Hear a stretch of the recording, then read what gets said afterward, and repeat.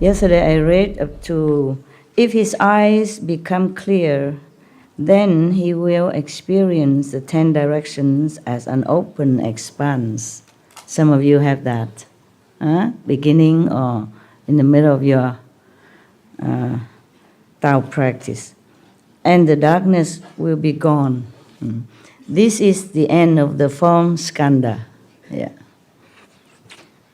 He will then be able to transcend the turbidity of kalpas. Yeah, it's already very great stage, because you can transcend many of the kalpas, accumulation of garbage, dirt, misconception, etc., etc. Are you still all right? Yes. Sit okay? Yes. Not too cold? No. Even if it is, so it's cold. What to do? I told you your master don't have any house. This is new and we already have some kind. You see, look, they did that today, and that today. Beautiful, beautiful master. Okay. Listen, I wish really to be a monk like a Buddha, yeah? Being a Buddha is good. Normally, I do not care to be Buddha or not Buddha. I told you I can be any level as long as my power is not taken away, so I can continue to help the world. Today, I really wanted to be like a Buddha, be a Buddha. Then the people will put gold on the ground just for him to walk on. Even his room is called the fragrant room. It's full of all kind of incense or some fragrant flowers, perfume. They call it perfume room. It's a Buddha's room. My room I have to clean many days because it smells terribly. I changed already anyway. Even then I was comfortable. Imagine, attachment. Yeah, because it's the first one that I moved in when I came here. And it has aircon, I told you already. If you want cold, you just push a button. You want heat, another button. Oh, comfy. I didn't even want to move, even from the smelly room. Long time nobody stays, so it's been smelly, yeah? So, yeah, this is us. The one in the physical body is always attaching to something. Do something. The only difference between us and the ordinary people outside is that we know when we are attached. And we chop. Yeah, we are no better than anyone. The only difference is that we can chop, control it, cut it. Yeah? Similar to the reverends, monks and nuns. They know when they are influenced by outside or by their own skandhas, yeah? Their own body. They just cut.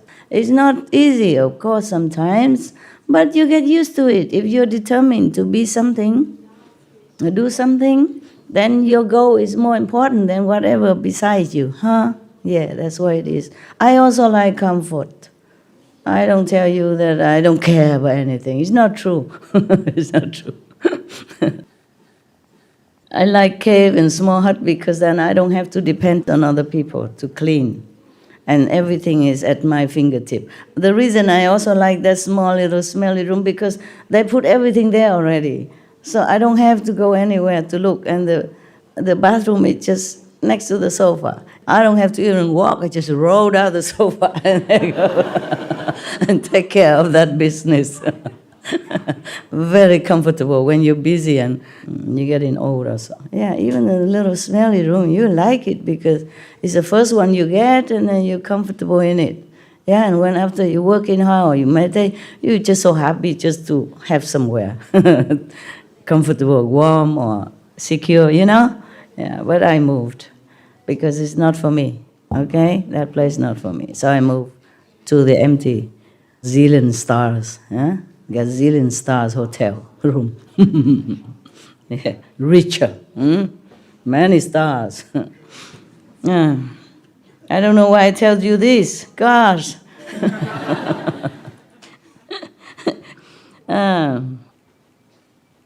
I guess it's also not bad. Keep you relaxed, Yeah. Buddy style, and then you can listen to me. You don't feel too scared. Sorry, Master. Okay. And then the person, after he transcends the turbidity of many kalpas, after that he contemplates the cause of the form of skandha. Then he sees that false thoughts of solidity are is source. Yeah. After that he knows that whatever we think, the false thinking, meaning instead of thinking of the Buddha, want to be Buddha, want to be one with God, or want to practice until you really get all enlightenment so you can help others, you think it of something else. And then whatever you think, it might solidify itself into a form or into a vision for you, okay?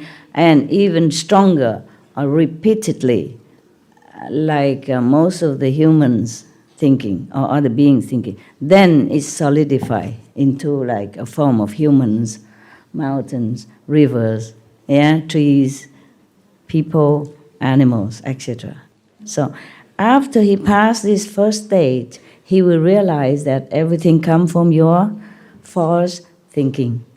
So Ananda, at this point, the person will investigate intently. Then he will see wondrous brightness, even. And he see that wondrous brightness and the four elements will no longer function together. And soon the body will be able to transcend obstructions.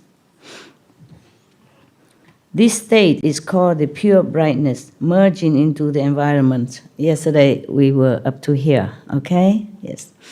After you already realize that everything just comes from false thinking of the mind, then your body, your elements will be separated from the light, and then the brightness will shine. Then you will see the light, okay? Temporarily, just like at the time of initiation, you have never seen light before. But when you get initiation, you saw the light, okay? Because temporarily the power of the master separate your element, your physical solidified form with the essence of light, okay? So you see it. You just left the body temporarily without even realizing it. Yeah, fine. Because if the master yank your soul or your essence out immediately from your body, then you die, or you'll be too shocked. Okay? Very gentle. Gentle. So you don't realize the soul has just left the body, so you can merge with the light. But if he thinks he has become a sage already and consider himself a sage, then he will be vulnerable to the demon's influence. Okay? That's one stage of practice of samadhi. So now the second stage is that the cultivator, when he meditates, he can contemplate intently because he sees the light. He was wondering, Of course, we feel very happy and very intently concentrate on that and investigate it. Maybe thinking, oh, what is that? What is that? Never saw it before. Where from? Yeah? And what would it do to me? Or maybe don't think nothing. Just concentrate on that. Yes. And then the light, this will pervade his body.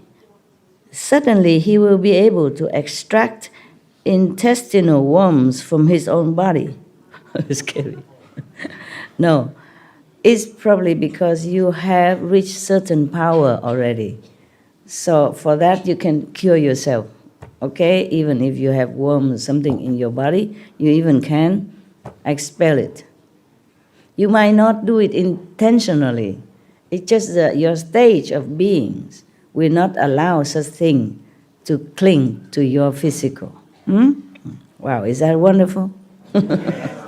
Yeah. Well, for you now it's not much, because if you have worm, you just go to doctor, take a few pills, gone. No need to meditate a lot. That's why lazy, don't meditate a lot. In the old time, yeah, this is a big deal thing. Huh? Big deal thing. Yeah. In the old time, not everyone, or not every monk, or not every cultivator stay in the city. Yeah? If you stay in the capital or the city, it's easier for you to go to the doctor, and cure yourself. But if you live in the mountain far away, like many Indian yogis, they live in Himalaya, in the Gomukh region, which is the real source of the Ganges River, very far away.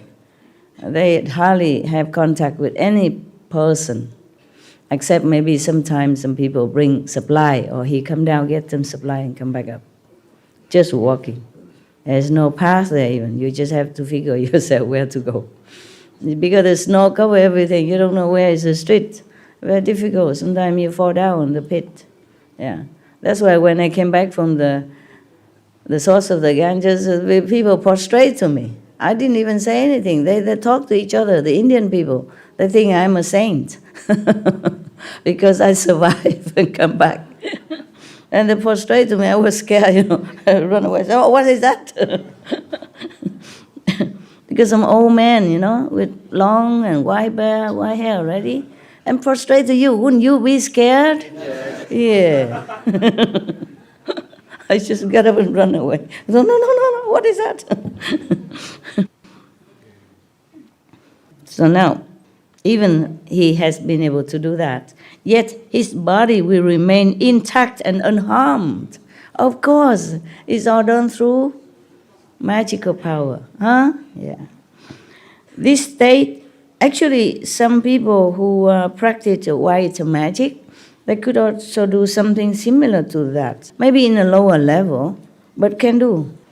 Even in Vietnam or China, some of the magician, powerful one, they could just touch some of your ailments, ailing area of your body, and they extract things out. Yeah, sometimes they just take things like some hair from your stomach out. Somebody put a bunch of hair inside by magic, and another higher magician come and take it out, and you can see it's still bubbling and steaming hot. Yeah, they take it out just like that. No operation, nothing. Of course, nowadays we don't have so many of those wonder workers anymore, but we still have some in Vietnam, for example. Yeah, China also perhaps, or maybe Tibet. Yeah, or those Asian countries, they still continue practice this kind of tradition, but hard to find. Hard to find because the old master don't always accept any of the disciples. He has to see which one is worthy for him to transfer all of his knowledge and power to that person to succeed him. Very difficult to find. It's just like difficult to find enlightened master. It's the same. Maybe less difficult, but it's not like common thing. Oh, it is scary, it's something very scary. But that magic power rely on some external force. Like you have to have this magician master to come and draw it out for you. Because sometimes people are ill for nothing. I don't know, some enemy has hired some black magician to harm him, and then he fall ill for nothing. He don't know why, no doctor can cure him. Doctor don't understand what, especially in those older time, they don't even have X-ray, yeah? Nowadays it's easier. Ultrasound, X-ray can find out something, perhaps, and then operate and take out, yeah? But in the old time, no. You rely on shaman, or birth doctor, on magician to help you. But this practitioner, because of his intense power in samadhi, he could do that by himself without having to touch himself or operate in himself, nothing, not even intentionally. It just happened, okay? It's just like the more you practice, the healthier you become. If you really practice well and intensely and sincerely, you will not encounter much difficulty in your life. And even if you do, the master power and your own meditational power will help to ease it off. Yeah, easier. And then, but his body remained intact and unharmed. This state, when you reach this state, it is called the pure light surging through one's physical body. Even surging through your physical body as well. Not just in front of you, but it does surge through, not surge, surging, running through, and strongly. So they call it surging through, the light surging through your physical body. That's why worm or whatever, insect, whatever, bacteria cannot bear. They just be destroyed. Gone. Maybe incinerated by that light. Yeah. When you just see the light in front of you, maybe it's different. But when in that second state, the light already infused your whole body, running through the whole body, then nothing can withstand it. Only the good things remain. Only the elation. That's why you feel good. Yeah? When you see the light like that, when you meditate, you see the light, you feel so blissful and light, as if you don't have any body anymore. Yes, because all the bad elements has been cleansed out. And you feel pure again like a child. Yeah. So you feel so good. Yeah. Even if you still can be able to walk after, you feel like you're walking on clouds. You have nothing. Yeah, you know that, huh? Some of you know that. Yeah, it's cool like that. It is a temporary state in the course of intense practice. Even then, mark it. It's just a temporary state of enlightenment. It's not like not enlightenment. It is enlightenment. It's just not yet. It's just the beginners. And you already cleanse yourself of all the attached karmic retribution from your body in the form of worm, insect, bacteria, whatever that attached to your body. And does not indicate sagehood. Yeah. If he does not think he has become a sage, then this will be a good state for him. Of course, you progress, good, if you don't think you are a saint. Insane, maybe. Yeah, because you will feel too happy. If people see you dancing happy, smiling all the time, all by yourself and singing Buddha's prayer, God's prayer, people will think, oh, this guy cuckoo. He talked to himself, he's happy, dancing all alone with no reason. Yeah? Maybe hugging other people and all that. Try not to, okay? This world they are not used to with this kind of ecstatic state of mind. And like unconditional, love. It's just too carefree. You might even take off your clothes, dancing alone, Possible. No, possible. It's nothing to laugh at. Because you couldn't care less, You just don't feel like you're taking off clothes or anything. It's just natural, okay? That you don't feel like being confined to anything anymore, yeah? It's just simple. Just like that. You're like a kid. If you don't want to wear clothes, you just take it off. You think nothing. Only when we grow up that we become a little bit truly judgmental. Yeah? And then wear this clothes, that clothes. And if you don't, then woe to you. The police will try to wear something on you. If you don't wear clothes, the police will wear something for you, right? Yeah, that's the problem with our world. But when a kid don't wear nothing, when a little kid don't wear, no police will come and put chain on him or her, right? Just when we grow up, what's the difference? When you are a kid, as a boy, maybe you're just smaller in everything size, but it's still, you don't wear clothes. So why is it when you grow bigger, you wear no clothes, and then you have problem? Huh? St. Francis, when he was still a monk, he's a monk. Sometimes he see people have no clothes outside, he just take off everything, give it to him, and then walk home like that. And all the monks go him, this is indecent, this is very bad boy, why you do this? He said, I didn't know it's a bad thing to do. It's just somebody has no clothes. Some poor people, cold and have no clothes, so I give it to him. We monks supposed to give, no? So innocently. Yeah, because he was in such a state of mind that he don't think too much. That's why sometimes he lifted himself up. His body went up to the top of the church. Yeah, it's not because he wanted. Just sometimes he in that state of mind, okay? Also maybe he has attained some of this power that he can levitate without even wanting. I told you in some other time, Sunday, I could do all that. Just I had to exchange it to be here. I exchange everything. Sit in front of you, it's just a normal human, very helpless. Yeah, maybe I have some wisdom. Power, everything you see is only from inside. Cannot show it to the world, what I have. Jesus, I guess, if he did not cure the dead, if he did not bring the dead back to life and cure the blind and heal the sick, all that, so obviously, probably he would have lived longer. These kind of things are the heavier interference with karma. Okay?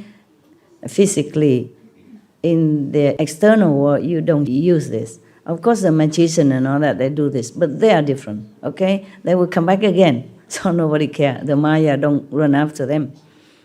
But if a master who came down here already signed contract to relinquish everything and don't show his power in this world and do that, then he will have to pay. You have to pay. If you save one life, you have to pay with your life. It's like anyone else. Yeah, it's a very sad thing, but but everybody liked it that way at that time. Even his mother forced him to do the magic trick again, make water into wine. And Jesus did not want it. He even said, "Why, mother? Why did you force me to do this?" Mother wanted to show off. And maybe some people expect him to cure their sickness, yeah? Or some disciples just hoorah on, so because of my master, he can do all this. I show you. Bring the sick here. He'll do it. They just too enthusiastic, yeah? Just like beginner, you just want to tell the whole world your master is so great, can do this, can do that, but that's an inside thing. But if you lay hand on somebody and wake him up from the dead, that is a different thing. But if he considers himself a sage, then he will be vulnerable to the demon's influence. Okay, that's the second stage. Still be influenced by demons. Only if your ego trick you, your ego will tell you that, okay, you are already a Buddha and stuff like that, then you'll be in trouble. Just watch yourself. Don't watch anybody else. Don't even worry about somebody come kill you or anything. Watch your ego. That's the worst enemy we could have. If people kill you, maybe you die, okay, fine. Then you come back again. You still have this enlightening power. And then you will connect with another master somehow. Yeah? Because your stage already high. The master is easy to find. You will understand that you must find a master. And when you find one, you understand right away. Even you have not reached the highest stage in last life, but you're already on the way. So if you meet another guy and you ask to go into Melli, he tell you, you know it. Oh yeah, that's a place I want to go. Okay, and then you follow him. But if your ego mislead you, make you think that you are a sage, a saint, higher level saint, then the demons can come and make use of that and harm you.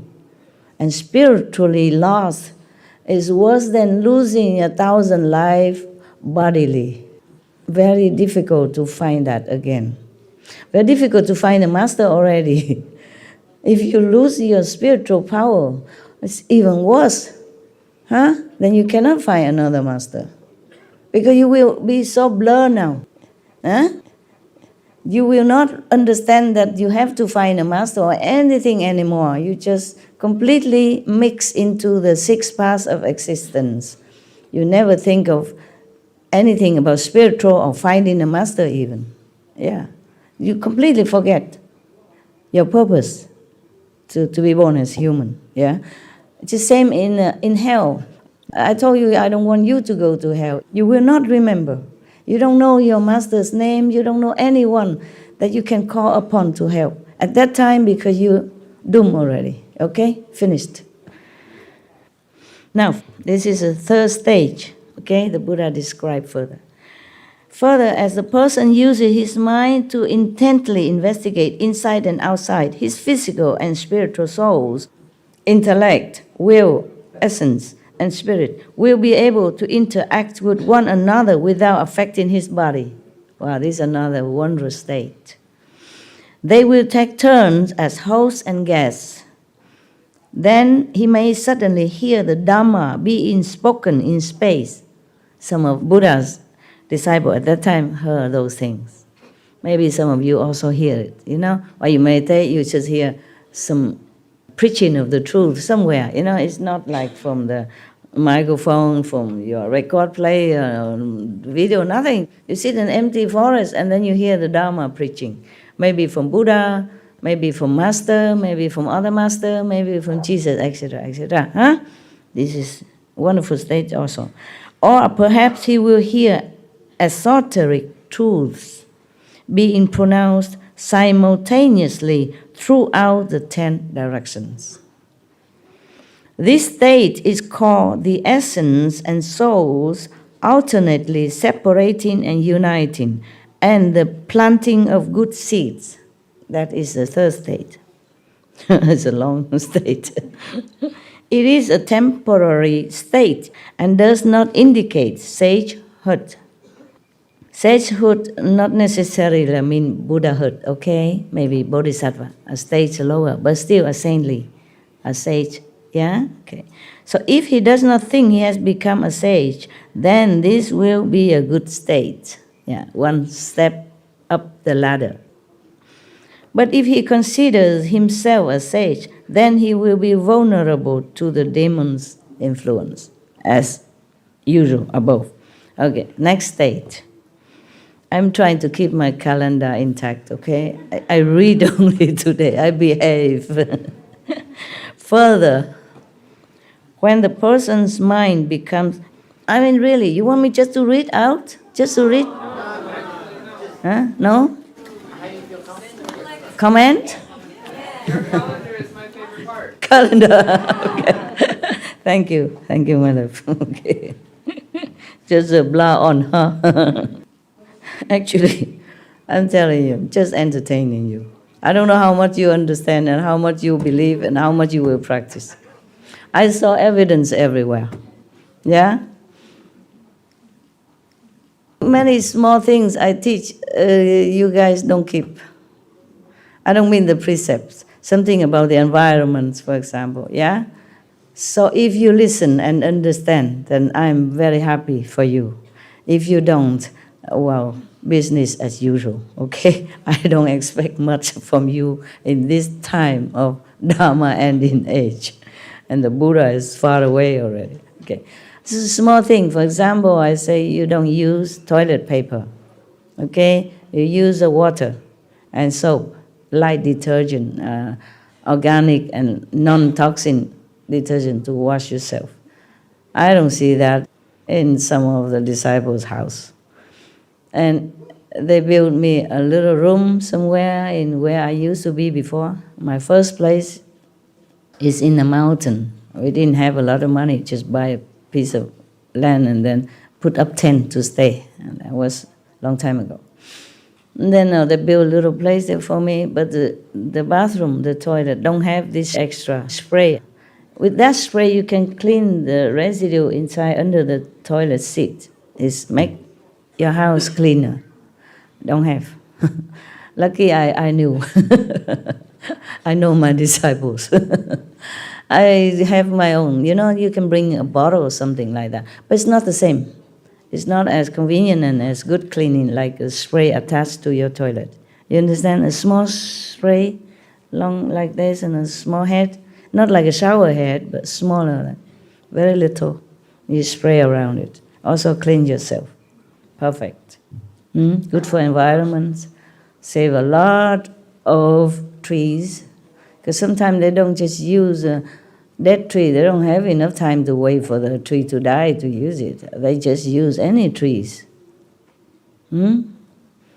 Imagine, we're billions of people. Everybody uses a little bit of paper every day.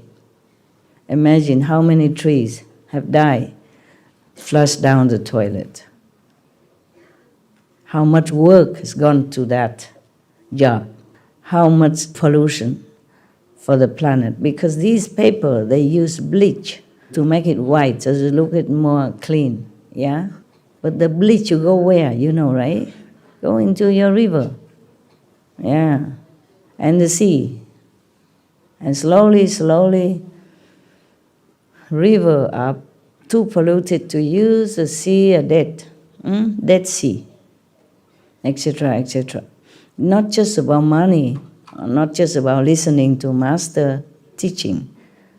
It's about you and your word and the word of your children. This is a very small thing even, very convenient. Just call the plumber, he attach it in no time. You could even do it yourself. I could do it myself also. I don't mean all of you, okay? When I say you in general, okay? I know some of you did it. I know.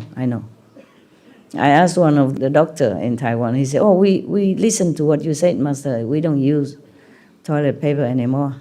But in my own home, my helpers want to use them. So I took all the toilet paper rolls away, I stuck it all in mine, and I say, you don't have any more. And now you use what I told you to use. And keep that there in case for anything. You can, or if you already bought it, you can use it for something, wipe the floor as a spill or something. I use it until it's done, or blow your nose with whatever, but later don't buy no more, yeah? And in my house right now, my so-called house, they still use this kitchen paper, towel. That is the worst case also. They're bleaching, no end. And it's very dirty. If you use it to wipe your utensil, your cooking utensil, or your bowls, that is very bad for you. Very bad. Only use it really when there's really urgent, nothing else, you no choice, okay? Otherwise, don't use it. I'd rather, clean it on my body, really. These kitchen rolls, white, like snow, look clean, but no, very dirty. So many chemicals go in there, and it's very bad for environment. Then I know, you see, not everybody listen to me. Even though it's good for them, good for environment. When you protect the environment, you have merit as well, not just protect your pocket.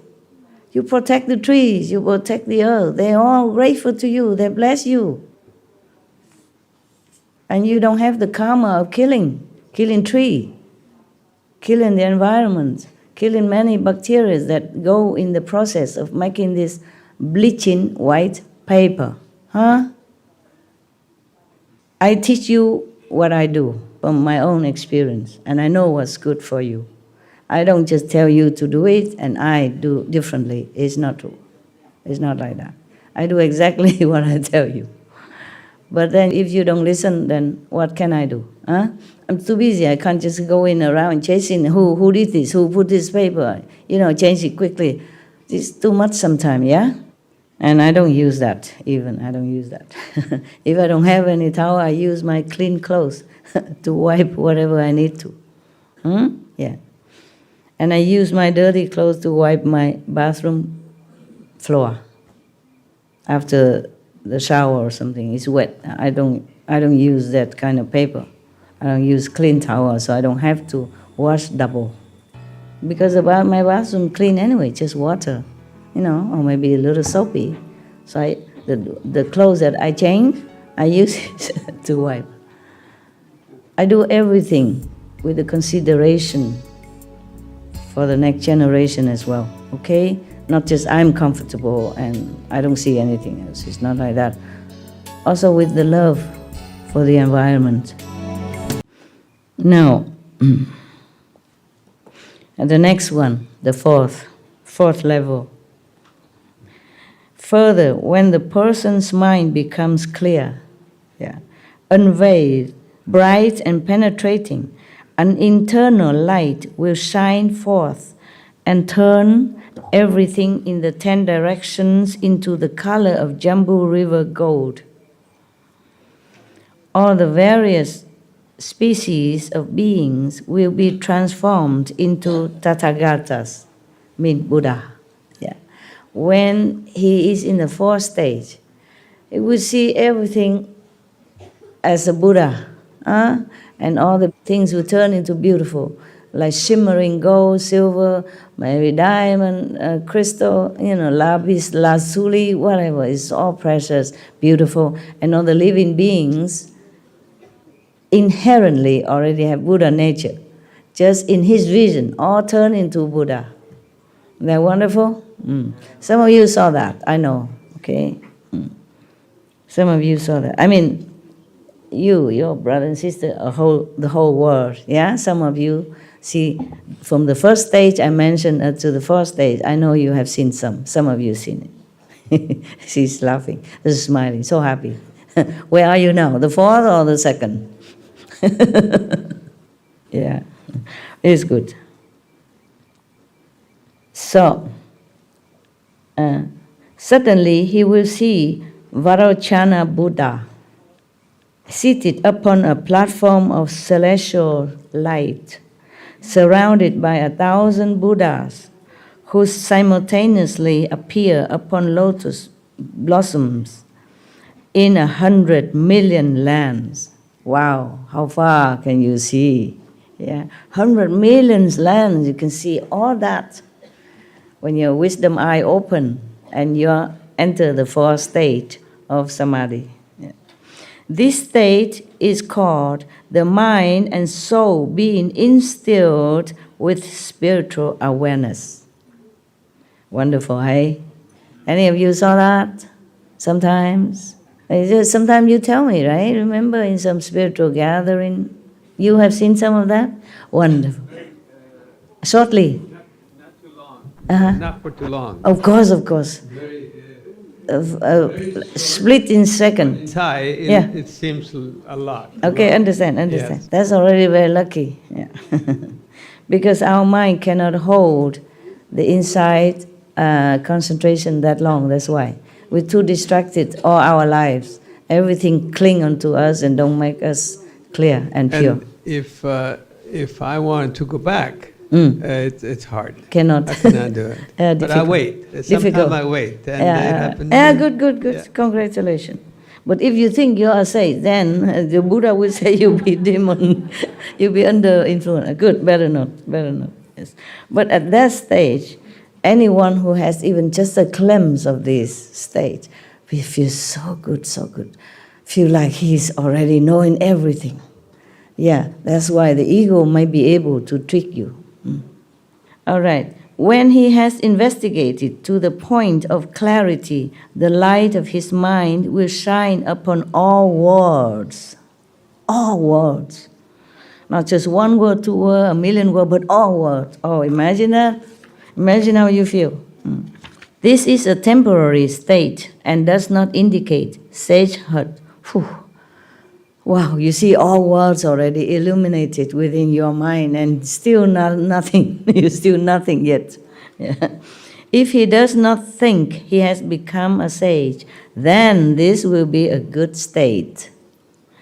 But if he considers himself a sage, you know the rest, okay? Then he will be under demonic, what? Influence. God, did you listen? Or you just look at my head? This is just to get your attention, okay? Yeah. Because we like color, huh? We like beautiful looking. So this is, in this Dharma age, okay? It's good for you to have something to hold on to, to pay your attention to, okay? Then maybe at least you see me, you see my eyes, you remember my face, and when you die, you won't forget.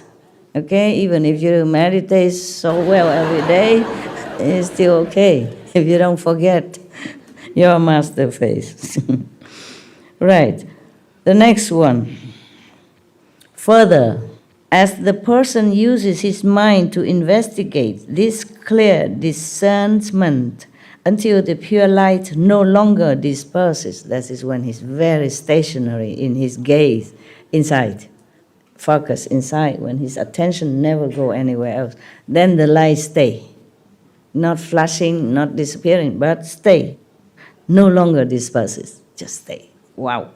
He will suddenly be able to see various things appear in a dark room at night, just as if it were daytime. Even dark room, no light, nothing. But you see everything inside. Yeah. You see things appearing, okay? while the objects that were already in the room do not disappear. Yeah. This state is called refining the mind and purifying the vision until one is able to see in the dark. It is a temporary state and does not indicate sage hurt. If he does not think he has become a sage, then this will be a good state. But if he considers himself then a vulnerable demon influence. Got that? Okay. I just show you that I can read fast. Not that I cannot. I can read very fast. I train myself because I have so many documents, so many things to check every day. If I don't read fast, you won't be able to see me tonight even. I have no time. The mundane things, not even just mundane, but even SMTV things, you know, and the land and whatever, just take up a lot of time. Oh, you're welcome. I just want to let you know your master very busy. No, have a talent to read fast. Not just reading, but have to correct it. So it's not like, okay, read fast, quick, and then no, it's not like that. I have to see what you're reading. Fast, but have to know what it is. And then you have to correct or sign. You cannot just read fast and sign. You don't even know what you're signing. Yeah? Okay. Next one. Further, the further step. When his mind completely merges with emptiness, his four limbs will suddenly become like grass or wood. Some of you would know that, right? The beginners even, yes. Devoid of sensation even when burned by fire or cut with a knife. Oh, don't try. Don't try just to know what stage you are in. Okay? I'm sure it will hurt, okay? The burning of fire will not make his limbs hot, and even when his flesh is cut, it will be like wood being withered. Yeah. This state is called the merging of external states and the blending of the four elements into a uniform substance. Just when you reach this stage, your element, the elements that made up your body, yeah, like we have some kinds of elements that made up our physical beings and the mind as well. So we have the earth, yeah, water, fire, air, wood, metal, yeah. 金木水火土，金木水火土，metal, wood, water, fire, earth, and ether. Yeah, ether. Okay, that is the sixth element which we don't count in. So, when you reach this state that the Buddha described in here, your elements will just become elements again. They're merging into each other. They're just elements. Huh? Suppose you burn this piece of wood, the wood don't feel. Okay? Yeah. You burn a piece of earth or chop the piece of earth, that piece of earth will not feel. You see? We feel because we integrate our soul, our sense into all particles of our body. Therefore, when it cut, we feel hurt. When we fell down, we feel hurt. But when you withdraw all your sense, your essence into one point, that's why you see all the light in 10 directions.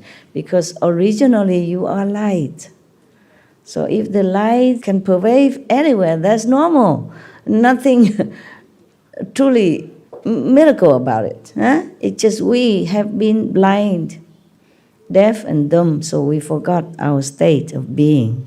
That's why we meditate, we practice, so that we return to our glorious self, the Buddha, the one with God, the children of God or the God. If he does not think he became a sage, then this will be a good state, yeah? But if he considers himself a sage, then he will be vulnerable to the demon's influence. Okay, got that? Okay. Right, further, next one. And because it is still just a temporary state, Buddha said that. Next one. Further, when his mind accomplishes such purity that his skill in purifying the mind has reached its ultimate, that means nothing can influence your mind anymore. Nobody next to you would make you feel uncomfortable or defiling you or kind of influence you in some way. Yeah, their karma cannot reach your magnetic field. Okay, at least. He will suddenly see the earth, the mountains, and the rivers in the 10 directions turn into Buddha lands, replete with the 7 precious things, their light shining everywhere. He will also see Buddhas, Tathagatas, as many as the sands of the Ganges. Some of you saw this, yeah? Some of you saw many Buddhas sometimes, you know, when I'm preaching in some occasion. Yeah. Then you could be in this state. Yeah.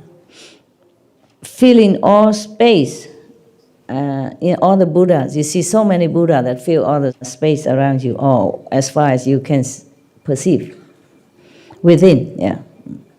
Filling all of the space. He will also see pavilions and palaces that are resplendent and beautiful. He will see the hells below and the celestial palace above, all without obstruction.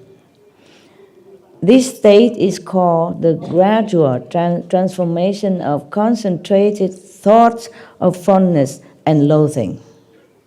Now you are in a dual state of knowledge. Yeah, you see heavens, celestial abodes resplendent with all jewels. Yeah, of course, beautiful, and you like. And you also see hells, where suffering, filth, painful things are going on. So there are two states. Yeah, something you like, something you loathe. So that is a state. Yeah. The concentrate thought of fondness and loathing, this is a state that you have reached. It does not indicate sagehood, but if he does think he has become a sage, then this will be a good state. But if he doesn't consider himself a sage, then he's vulnerable to demonic influence. Yeah. Got that? You know, right? I just read it to make sure that you know it's just like the above. Next one. We're almost there. And then you will know what kind of demons that you might encounter according to all these states of sagehood. Further, as the person uses his mind to investigate what is profound and far away, he will suddenly be able to see distant places in the middle of the night.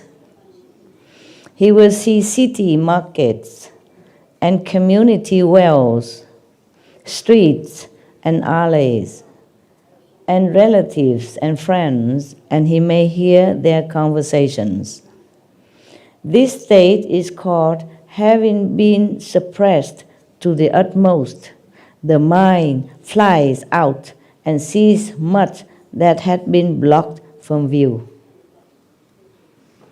Now this is your mind that sees, because you have been concentrated too long, too hard now. Yeah, only the light mostly pervades your body. The spiritual aspect of you rise up so high that the mind have to escape. He cannot bear the pressure.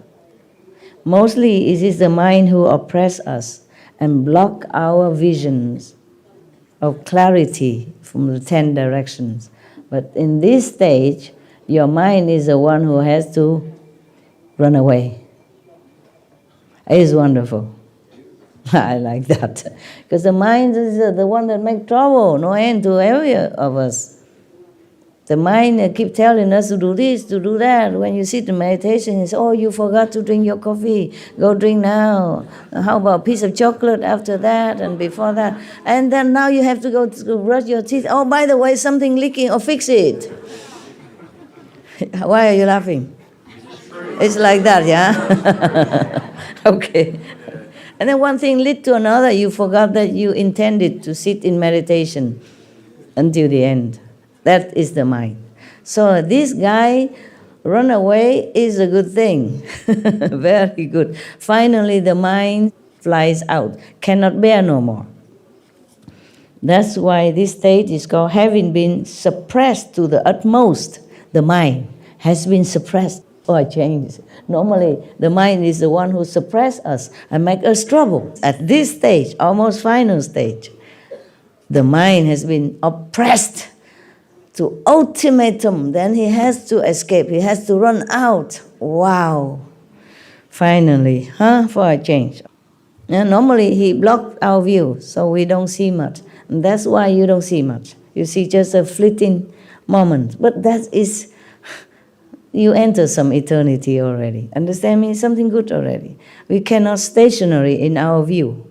Also, we don't have to. We should not. We must not. Not necessary. Yeah? Because there will be more to come. We cannot stay there and enjoy just the one little corner of the universe. There are more things to go. Now, but it does not indicate sagehood. If he does not think he has become a sage, then he will be in a good state. But if he considers himself a sage, then they will be vulnerable to the demons. Yes. Wow, you know everything. Man, such clever people. Clap yourself, huh? Yeah. When I praise you, you clap, eh? Wow, what a wonderful ego you have. Okay, never mind. I'm just kidding. I don't try to make you feel small or anything. It's not like that. We just make joke, right? We make joke of ourselves. It's the best thing to do. Yeah. That's why when you praise me, I say, oh, my ego is inflated enough already. Please stop. Yeah. So that you don't feel like Master is perfect or is too far-fetched and we can never learn anything because he's too high, it's too good, no ego. I have everything if you want. But I just don't use it, okay? Yes. It's just like I told you, the difference between a practitioner and a non-practitioner person is that you know when you're attached, you know when you fall. And then you get up again, okay? You know when you're too attached, then you detach it, you cut it, yeah? If you can, this is another question. Knowing and doing is different. But at least you know, And then at least you feel, at least it's good for your ego to be deflated a little bit. Because you know you're wrong, you know you still have mistake, you still attached and all that. At least you know it. Yeah? In China or Vietnam, we say, knowing yourself, knowing other, you will win. If you just know yourself and you don't know other, meaning your enemy, your opponent, then you cannot win. Yeah. Your enemy is the ego. Ego. Okay.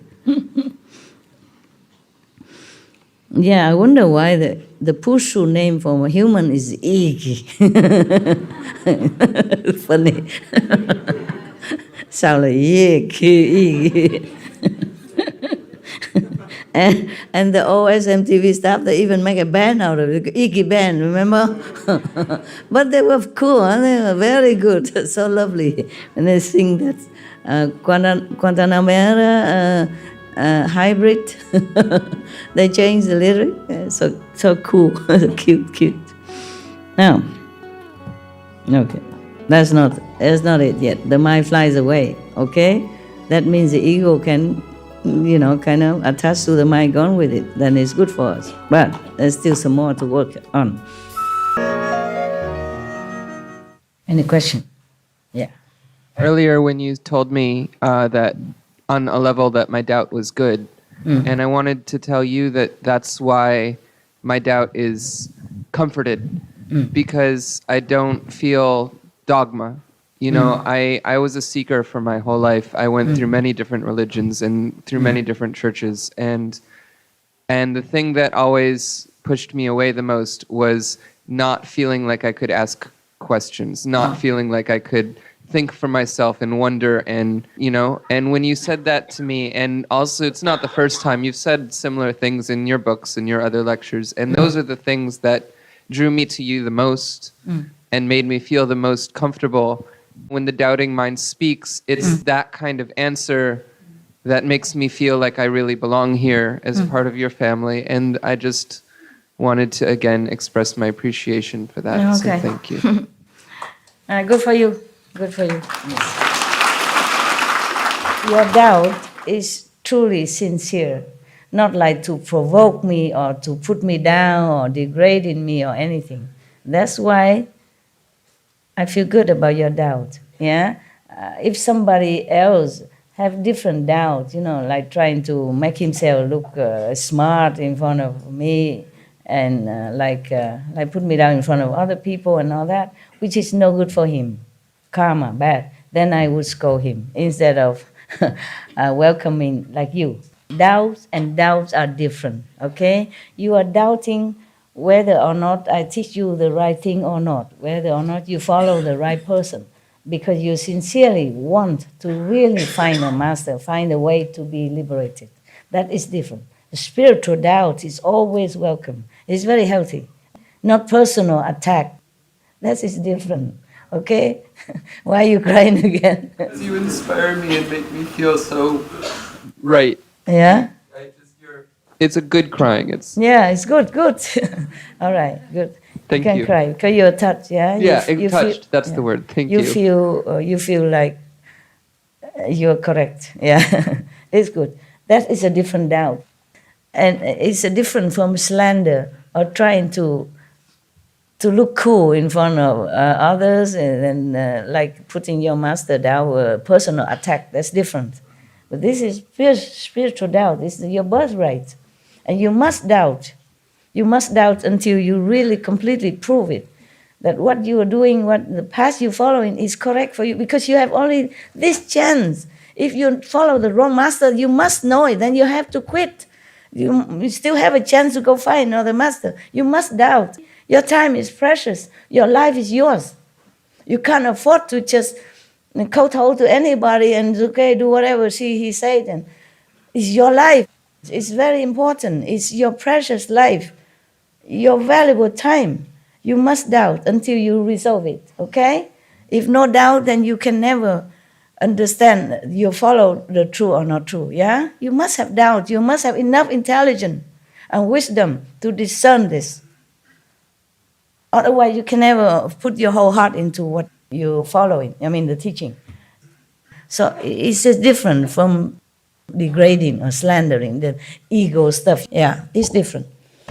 All right, good. I'm proud of you. Here, have an apple juice as a reward. Yeah. Yeah. Master, if it's possible to you, change the rule of the Maya. Change Yes. the rule of the Maya in this world. Because many masters coming, save some souls, but I think they cannot change the rules of the Maya. If it's possible to you, Master, change those the rules? I don't know. I think so, because I have not tried. I don't know yet. I'm just fighting. I don't know if it can change. But at least we have something good. We have peace, many peace nowadays. It's just newly peace in Yemen, yeah? Yeah. We have peace, one peace after another these days. I'm happy, yeah? Okay? And you are vegans, yeah, at least how many lives, suffering saved, okay? At least that. And furthermore, I cannot promise. I also don't know if I'm big shot or anything. I try. I'm just angry with Maya, and I argue with him all the time. Yeah. Yeah. And I don't think he can beat me in arguments because I'm right. Yeah. we know, Master. I'm not like arrogant or anything. What I mean is, what I say is logical.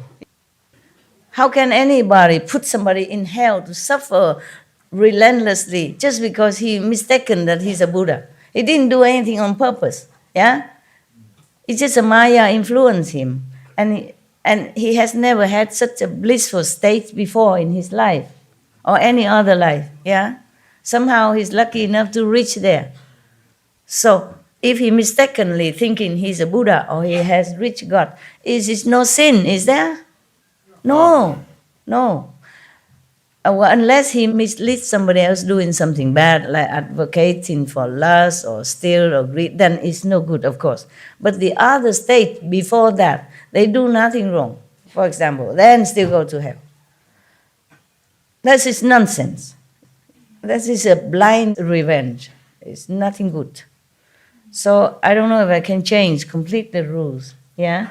Because maybe I don't have enough support from humans. Yeah? If people believe what I'm saying, then I have more support. But not all of them do. Some of them even not just reject, but slander and making more trouble for me. And the Maya say, you see? Nobody have respect for your view. Just like Buddha say, I can live forever, Ananda say nothing. His foremost closest associate, disciple, every day with him. And many lifetime also, not just this lifetime. The Buddha always with Ananda.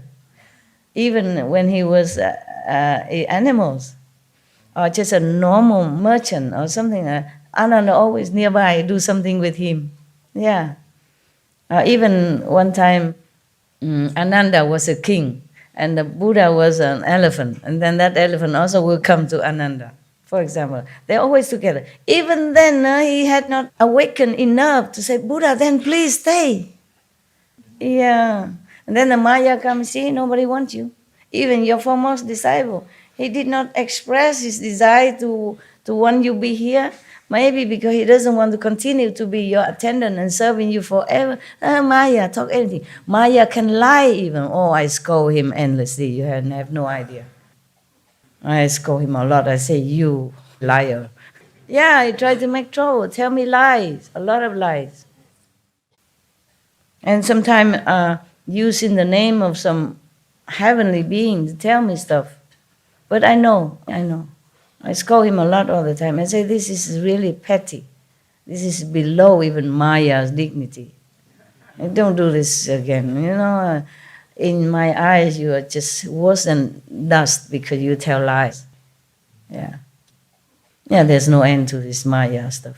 Yeah. I don't know why he had to resort to lying to me. Yeah. Okay, any more questions? Tell me. La maestra dijo que necesitaba soporte para que quizás pueda cambiar las reglas del Maya. Entonces quiero preguntar a la maestra si quizás no tenga tanto soporte, pero con algunas almas sinceras es suficiente como para que la maestra pueda cambiar las reglas del Maya por el bien de las futuras generaciones. He's asking if you don't have enough support of the humans to change the rules of the Maya, but if you have enough sincere, a few sincere souls to support you. Do I have? Yes, Master. Yes, Master. If it's enough, si suficientes. Gracias. No sabe. I'm not sure. Okay. No seguro. No sé. Okay. Thank you. You're welcome. Of course I want that, yeah? But I'm not sure how is it going to be, okay? All right, come here, brother. From your teaching before, I've learned from you that, like I said, I've read the Bible many times, but I didn't fully grasp it, digest the meaning of it. But when I listened to you explain the sutras and some of the things that you've said about the Bible, earlier I did not get the connection. But now I can get the connections from all of the things that you said. And the relationship like you and Christ Jesus. And people don't see the real connection No, that like you have. Yes, I do. Oh. For example, Jesus said, that I'm going to prepare a place for you. He said that to his disciples. In my Father's house there are many abodes. Oh, yes. And so when you tell us that you're taking us to up above the fifth level, it's the same thing. You are I preparing. forgot he said that also, didn't he? Yes, yes. It's the same He did thing. say You're that, preparing huh? a place for us. Oh, And yes, so- he did. And he said, where I will be, you will be with me always. Oh, yes, he did, right? And the same thing. Ah, So you we remember know. everything. I don't remember all this. Oh, yeah. And we know that we will always be with you. I remember now that I know that. It's just that it didn't occur to me. Just now when you told me, I remember I read those. And the same way you're fighting with Maya for us. Christ said the same thing. He told his disciples that he prayed for them. He interceded with them because they were weak. Yes. And so he had to protect them. That they wanted to take them and sift them as with wheat. Yes. But he spared them, leave them alone, or give them some break, or give them some leeway. And so you're the same way with what you're saying to us now, that you don't like what's going on Yes. in this level of heaven, where you have to reap what you sow because it's too tough. Yeah. Christ said the same thing, Yeah. that it's impossible for us. Impossible. The He way said I it's see it. impossible, Yes. but God, with God, Yes. all things are possible. It's right. That's right. If no God, we just don't. If it's not God's grace, we are doomed forever. And I seen the way that Christ got angry at all of the things that were going on when he went in the temple, and he was very angry. Yeah. And so I look at the comparison. Like, for example, Christ said he sent a comforter, Yeah? and so you're the comforter. Oh, you sure? Because you are taking us up and you are helping us to get in place. I would like to, of course. I see all of the things, and it's just become amazing to me, and we're so happy that you are fighting for us. I'm happy to. Thank you. He makes it also more clear, right? Yeah. I did not remember all that.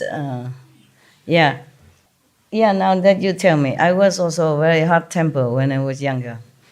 I was just a newly nun, not nobody yet, okay? I went to a temple because there was a nun who lives there. One of your sisters have a mother who became a nun and stay at home there. And next to her home, there's a real temple. And one of the nun is the abbess of that temple. That is no concern with her, yeah. So of course I went there to see them, just because your sister, your spiritual sister took me there, yeah, just to stay for a few days. I had no home then, there. And then in the morning I went out, I saw some men, he's all with short, no dressing. He went in front of the Buddha, like the Buddha statue is here, yeah? He stand right in front of the Buddha, not inside the altar place, but outside in the balcony, in front of Buddha, and he do this kind of, I don't know, indecent kind of exercise. He just exercise, of course. It's none of my business, but I was very angry. I go and scold him. I said, you get out. You cannot do this in front of the Buddha. You bad man, bad.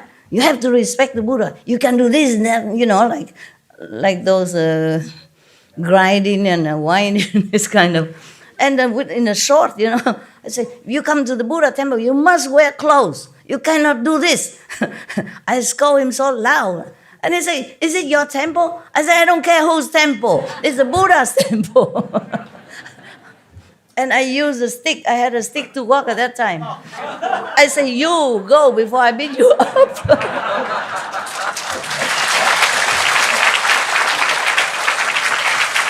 What kind of nun, Not even 1.50 meters. Got a stick and the man is big because he exercise, he's big and muscle. I say, you get out now before I beat you up. And I chase him out of there. Don't come back again, huh? Very bad temper. Oh.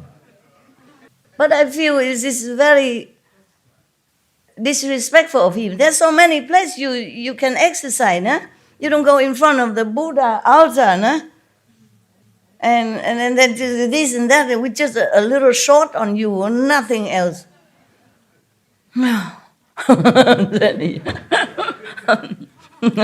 Bad temper must. And he was scared of me, believe it or not. I'm small, but I was angry. And he can feel it. He can feel my energy. So he go away fast. Yeah. I think if one of your sisters here, she will tell you, is it true? Yeah? And maybe some other thing I forgot. Some other thing. Okay. Now, it was a real temple, small temple, but there are Buddhas, many Buddhas in there. The altar, and he stand right in front of the main entrance to the altar and just whack himself like that. Yeah. Hello, Master. Hello. 因为我就是正在准备开一个vegan 的餐厅，然后就是最近有很多压力，然后怕开不好什么的，然后希望就是师父可以给我一些鼓励。你自己做好的，就会自己会有鼓励的力量。OK， 做好事就不用夸，也不用要求了，无条件啊。Next one. Yeah. Hello, Master. My question is related to tell me. what Fred was talking about with the abode that you created, this place that you created above the 5th level. Oh, above 5th level. Yeah, and the question is, are the generations that are also liberated, are they going to be able to go to this place? Yeah, if you sincerely practice, Okay. and then you can go higher. If not, then you still stay within the 5th level and then go slow later. And our relatives, our generations, our previous generations, are they? Other generation? No, other generation, I think they just stay in the 5th level. That's good enough already. Liberated, but not always have to go all the way with you. Okay, thank you, Master. There are different price to pay. Okay, you practice very hard, okay, and you earn it, yeah, and you direct descendant. I mean disciple, direct bloodline. They are the byproducts of your merit, okay. So if they stay in the 5 world and liberated, is okay already, yeah. When you go up to the 5th level even, or even to my place, yeah, you will not think anymore about relatives and friends. You're completely free from any emotion. If they are there, okay. If they're not there, we are all relatives and friends. Okay? Over there, we will not think individual relationship anymore. We are different. We are saints. We are Buddha. Do you think the Buddha think of his wife when he in Nirvana?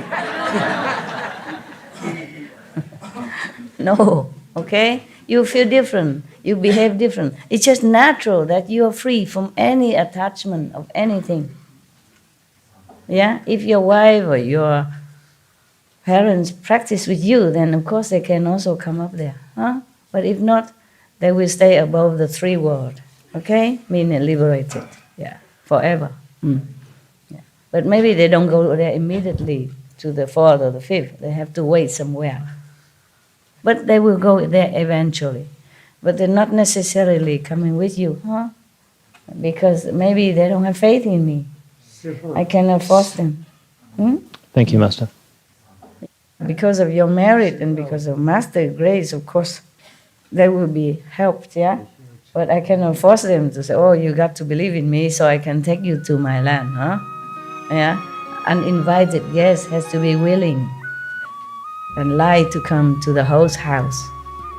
If they don't like, then you cannot force the guests to come, even if you like to. But you can help because they are your friends, relatives. Then of course, maybe you let them come nearby or something. Yeah? Okay? The Buddha continued, dull and confused living beings do not evaluate themselves. Encountering such situations in their confusion, they fail to recognize them and say that they have become sages, thereby uttering a great lie. They did not mean to lie even. They will fall into the relentless hells. Oh God, this is not fair. That's why you must meditate with guidance. You can't just meditate yourself looking like somebody sit there, close the eyes, and then you can do that. Okay? You cannot. You must have an expert guidance, like everything else. Otherwise, you might fall into the trap of the Maya. Because the Maya, they like to disturb practitioners, and they are powerful. They're more powerful than us. We have the body, we have obstruction of the bodies, we have the mind, we have obstruction of the mind. They have nothing to obstruct them. They can exercise their power on anyone. And they don't like practitioners because if you liberate it, they lose one soul. And maybe they lose more souls because of you. Because you influence others and you have your relatives and friends. One person enlightened according to height, you bring, 1, 2, 3, 5, 6, 9, 10 generations with you. Yeah, that's why. That's why he's afraid. Imagine if everybody enlightened, the world's empty. Whom do the Maya can harass, molest, torture, or mislead for fun, for controlling. That's why. Now, in the Dharma ending age, after the Tathagata enters Nirvana, Tathagata is one of the titles of the Buddha, okay? All of you should rely on and proclaim this teaching. Do not let the demons of the heavens have their way. Offer protection so all can realize the unsurpassed way, the Buddha's way. Somebody want to ask something? What was it? I hope it doesn't sound like a childish question, but I want to know why doesn't Maya just be practitioners? He is not a practitioner. He doesn't want.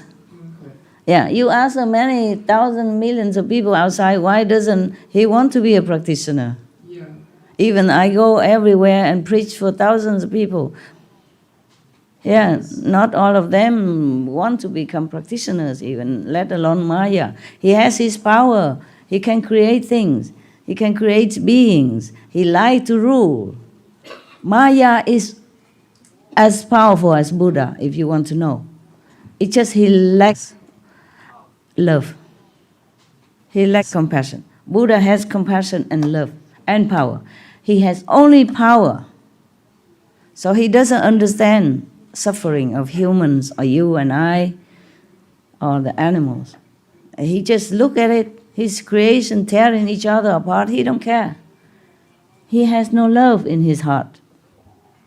That is why if we practice anyway meditation, we must first cultivate our compassion by keeping the precept. At least keep a precept. Don't kill, don't harm, don't lie. You see, lying also harming others. Sometimes it does. Yeah? For example, like that. The precept is to keep you in line so that you don't harm and you don't fall into the Mayic way, because the Maya doesn't care about anybody else's feeling. He has too much power. He has anything he wants, anytime. He loves to rule. You see, with iron fists even. Therefore, anybody do something wrong in here, in the name of judgment, in the name of law, he send them to hell. Even a practitioner who doesn't understand, mistakenly thinking that he's a sage, or just by ego or something, he still go to hell. You saw that? The Buddha said that. You go to relentless hell. That's why the Buddha plead with all his disciples and bodhisattva, please, in the Dharma ending age, meaning when he's not there anymore and his lineage already come to be diluted and no longer powerful as when he was there or when he just passed away. When the Buddha passed away, the lineage bloodline is still there because he still has Ananda. He still has his son, Rahula, which also became one of the successors. He has Manjusri, he has other, Mauda, Galayana, etc., etc. They all of them take turn to become successor. For many hundred years, the lineage is still fresh and pure.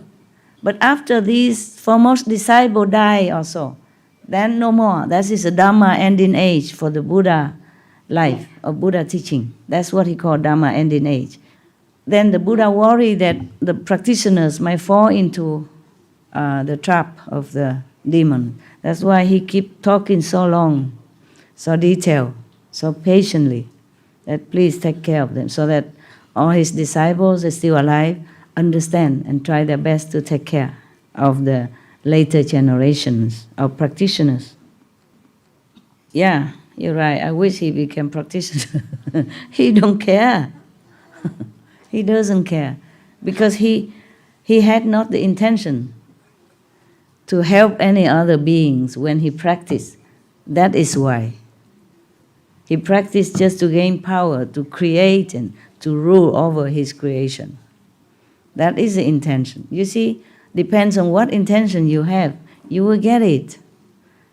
If you meditate because you feel sorry for yourself, that you be deluded all these lifetimes, or this life, you want to better yourself, you want to improve, and also in case you can bless your generations, other generation, or help others, spread the truth, anything, okay? Your noble goal, your noble intention. But he never had this kind of intention. He just bored with heavens. He's bored to become a kind of subordinate to high God or to the Buddha. He revolted. He wanted to be his own man, rule over whatever he create or borrow. This is the kind of ambitious. So spiritual practitioner can't even be that ambitious. And this is really sad thing. What? Master, I feel like if Maya does gain love and compassion, then he'll actually have more power. Because the more love and compassion you have, the more support you have from higher realms, which is more power.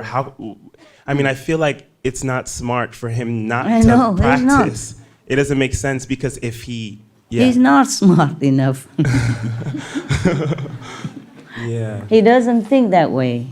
You see, just like somebody who is so very intent on become rich or famous, no matter what cost, you come and tell him, my master tell you rich, or Jesus say the richness in this world is nothing. Better put your richness in heaven. He would say, get out of my house.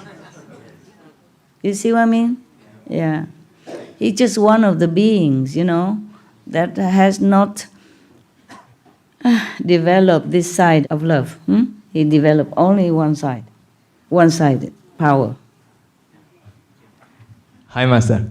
I have a question about the Maya also. In the book from Master Kabir, Anurag Sagar, he said that Maya is a child from high-level master, fifth level loss. Fifth level loss. Okay. So I just wonder how the Maya becomes such a bad guy because he coming from a good guy, and he not have traps and tricks. How like human beings here in the world, because he has in heaven with all the blessings. He's born in heaven, I told you already. He's born to be in the subordinate, being born to be good, born to be have to be in the rules. He liked to rule himself. He liked to be a king. Okay. Just like some revolutionary leader, He doesn't like the government. What do you wonder? The fifth level is also inside the shadow world. Yeah. That's why I'm going to take you out. Outside. Yeah. Thank you. Outside of the fifth world. But if you reach the fifth world, you're good already. If you're good, then you're in the fifth world. You go there. Okay. What? Another question about this, Master. You told us if you prepare a special place beyond Yeah. the fifth world. Yeah. And can you share a little bit more? Because, for example, this world is available to all master quantum practitioners, for example. For my disciples only. Oh, thank you very much, Master. Thank you very much. Love you, Master. Thank you. It's a new place or Master? Yeah.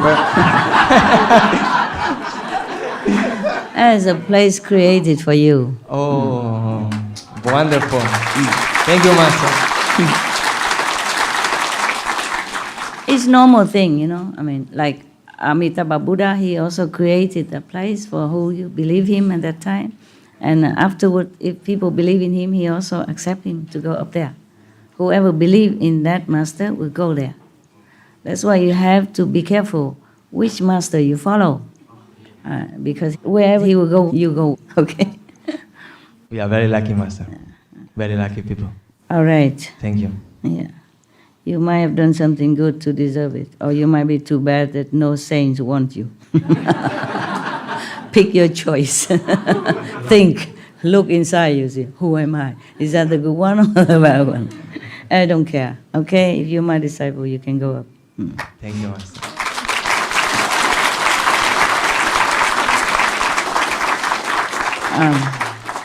Because everything wrong you do is only because of Maya.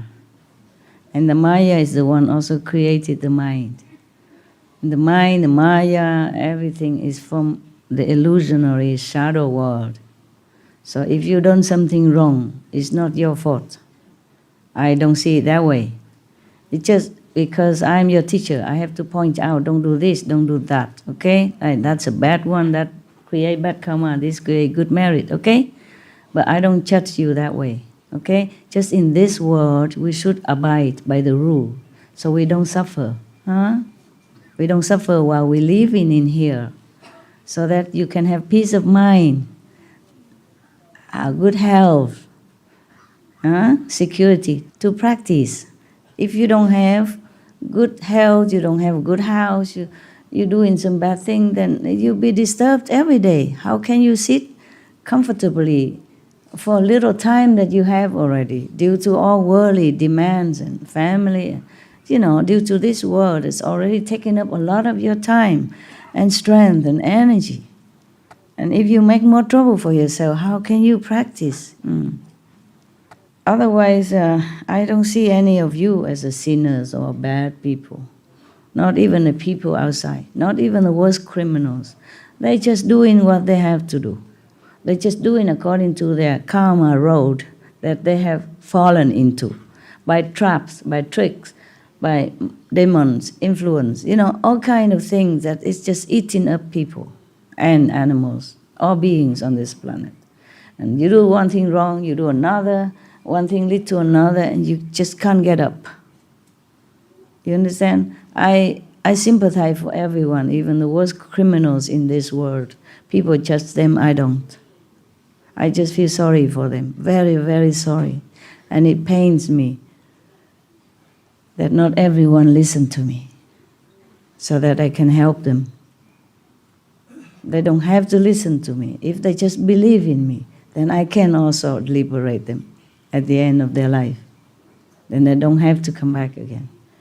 If they just not slander me, then I can also liberate them, help them at the end of their life.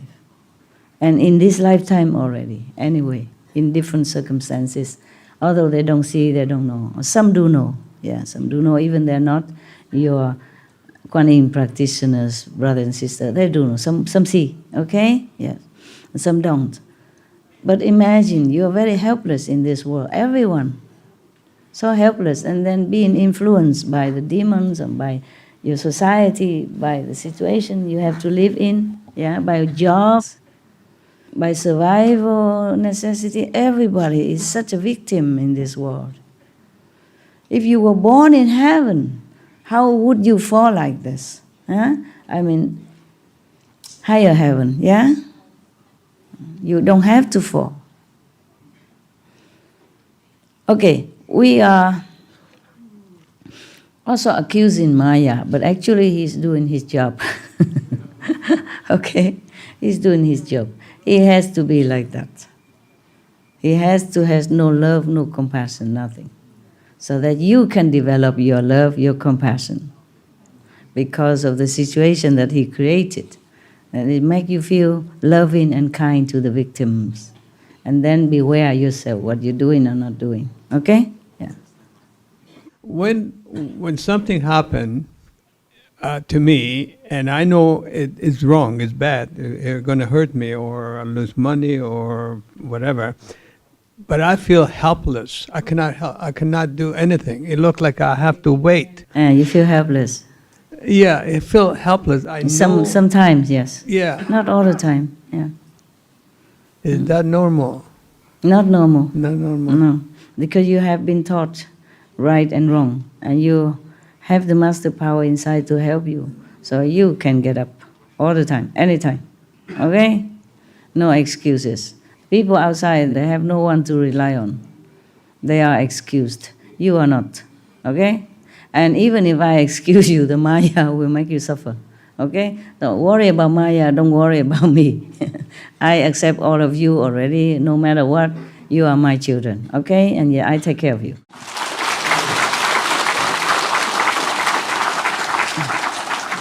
Make sure you don't go out and roll in the dirt and come home and say, Mom, I'm dirty. Huh? I told you not to go there. Okay? Yeah. All right. We have all kind of excuses. I told you, this subtle lie or subtle indulgence, we must watch. Some cause and gross habits or excuses we can tell, but some very subtle. That's what we must watch, really. That's why every day you have a diary, you have to introspect yourself. What I think is right or wrong. What I did was an excuse, or I just make it to cover myself up. Must watch, okay? You are elder now, you should be wiser than the younger people. All right, don't worry, just next time get up, okay? Next time. Next time don't make any excuse to lay there. Get up, okay? Master, I'm getting up now, yeah? I don't make any excuses. I know what you would do if you were me. So I get up. I will get up, get out of this. Yeah. Because if Master were me, she get out. So you do what you think Master would do. No excuse. Okay, continue. Ananda, when the good person who is cultivating samadhi and samatha has put an end to the form skandha, he can see the mind of all Buddhas as if seeing an image reflected in a clear mirror. He seems to have obtained something, but he cannot use it. In this, he resembles a paralyzed person. His hands and feet are intact. His seeing and hearing are not distorted. And yet his mind has come under a deviant influence so that he is unable to move. This is the region of the feeling skandha. After all these 10 stages you pass, you still have to go through another gate here, okay?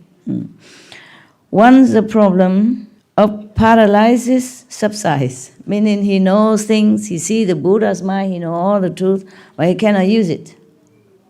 He's still being disturbed, obstructed by his own skandha, or feeling, all that. So he's not yet completely free. So once the problem of paralysis, the Buddha likened to your helpless state of knowing, seeing the Buddhas and knowing the teaching, the truth, but cannot use as if paralyzed. Right? But when that stage subsides, his mind can then leave his body and look back upon his face. It can go or stay as it please without further hindrance. This is the end of the feeling skandha. Then this person can transcend the turbidity of views, contemplating the cause of the feeling skandha, one sees that false thoughts of illusory clarity are its source. When he get out of this helpless paralysis, then he can analyze well where does all this helplessness come from. Then he know it's just the false thought of illusory clarity. Yeah, he thinks he has clarity at that stage, but it's just illusory. Yeah, the clear state of mind maybe comes later, not this time. And then he know, the source of this hindrance, helplessness, is because of false thoughts, from the false belief that it is a real clarity, purity, but not yet. That wasn't the Buddha talk. I explained it to you, that's all. Now the Buddha continue. Ananda, in this situation, the good person experiences a brilliant light. After he realized where all this helplessness come from and the unclear, the untrue clarity, where does it come from? Then he can see a brilliant light. As a result of the excessive internal pressure in his mind, he is suddenly overwhelmed with such boundless sadness that he looks upon even mosquitoes and gadflies as newborn children. He is filled with pity and unconsciously bursts into tears. And some of you just cry and don't know why. Cry a lot, don't know why. After meditation or sometime during meditation, you just shed tears. It's because your mind, your inside, feeling so sorry for all beings at that time. Okay? So you're getting in some of the compassionate state, in contradictory to the Maya, who has none. He shut it off, he cut it off, so that he can do his job. Now, we always talk about, it's another example for you. Remember, a Buddha has always a person, pestering him around all his lives, even when he became Buddha already. He always make trouble for Buddha, even want to kill him. He cannot kill, but then cut one of his toe, by chance. Always make trouble for him, yes.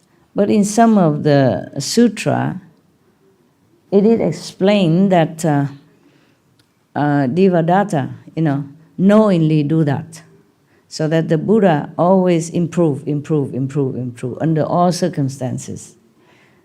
In one of the story that after he harmed the Buddha, like he even plucked out his eyes, the Buddha's eyes, from jealousy or whatever that is, because he wanted to be the king, and he killed his brother. Not kill, but take the eyes so that the Buddha don't know what to do anymore, cannot see, cannot go, cannot come back to the kingdom. And he came home, tell lie, say that he died. After he done that, the story comment that he, the Devadatta himself, probably inside, talking to himself, said, okay, I have done a good job. I have done my duty. Yes. And in many other stories similar like that, the Devadatta, the foremost enemy of the Buddha, has always feel happy when he's done something wrong to the Buddha, because he say he's fulfilling his duty well. He feel proud of it. Because after that, the Buddha either clean all the residue karma or become more compassionate due to that situation. Instead of feeling hatred for his brother, he feels sorry for him because the brother too ignorant. For example, like that. Then, even though he lost his two eyes, physical eyes, but he doesn't lose his soul. He did not lose his compassion. So, Maya, although we blame him for everything, but we also have to thank him. Because if he doesn't make everything so miserable, painful, then when you go out, you don't see the pain. You don't awaken to the ephemeral. You don't feel awakened to ephemeral life, okay? Or you don't awaken your compassionate and your love. You feel the person cold, hungry, shivering on the street. Don't you feel sorry? If you're compassionate, yeah, and you try, maybe you have some clothes, you give it to him. Or you go back to your home, bring him some food. See, good for you, no? If the Maya take care of everybody, here is a heaven already. What need of me to sit here? What need of you to go out, do some charity work? Okay? So even whether or not he's bad or he's good, he is good for you. No? It is us who has to be good. No need to worry about the Maya. If we are bad, we should worry. The Maya is bad, we should not. Even if we cannot control him, but we should not worry about him. Worry about if we are bad or not. Got that? Okay. So, thank you. No.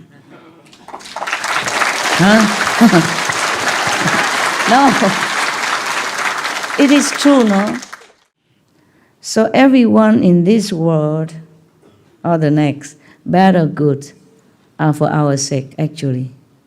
Yeah. In English, they even say, I was because you are, I am because you will be, something like that, okay? Maybe that's a wise word, somebody glean this wisdom and tell us in such a short term. So actually, we, you, I, we are connected. We all help each other in some way, bad or good, so that we can improve, progress in our evolution, spiritual evolution. So look upon all with that kind of attitude. Okay? Right. Yeah, I told you before a story about a guy. Whenever he see a drunken person outside, he changed. He become a better person. That drunken and poor beggar outside always sit there where that person passing by. And he sit there to help that guy, to remember, to remind him something that he doesn't even realize, but he improve. Yeah, at least he will not become drunken, because he know. Look at a guy who drinks a lot and become a beggar, sitting on the street in the cold weather, has no home, no love, nothing. See what I'm saying? Bad example is for you not to do it. Good example is for you to emulate. Then it's all good. It's all good. Everything good under the sun. Just be good. Then everything's good. Then you can see things more clearer, and you can understand the situation are not there for us actually to hate, to complain, even though sometimes I say, oh, I hate that Safa, but I don't mean that. You understand what I'm saying? Yeah, that's the way we say things in this world. Actually, I should not say that. It's just habit, you know. I learned it from you guys. Yeah, when I was born, I never say such thing, was I? Yeah. And then we grow up and everybody say this, say that, and then it's become ingrained in us, and then we say the same thing. But try from now on, say things positively, use positive word, instead to say, oh, I feel so sick, to say I'm unwell, or I'm not well, okay? Yes. Or I will be better, I will get better. Okay, we continue, So that person crying in meditation or during meditation or after meditation. Many of you have that, I know that, yes. So, don't ask me, okay? Maybe this is one of the demons that make you cry. So this is called over-exertion in suppressing the mind in the course of cultivation. You suppress the mind too much, he bursts into tears. He couldn't bear it. He make all illusion for you. If he understands, then there is no error, no problem, nothing bad. Yeah, but this experience does not indicate sagehood. If he realizes that and remains unconfused, then after a time, this situation will disappear. Yeah, no more crying, maybe laughing from ear to ear. Don't know.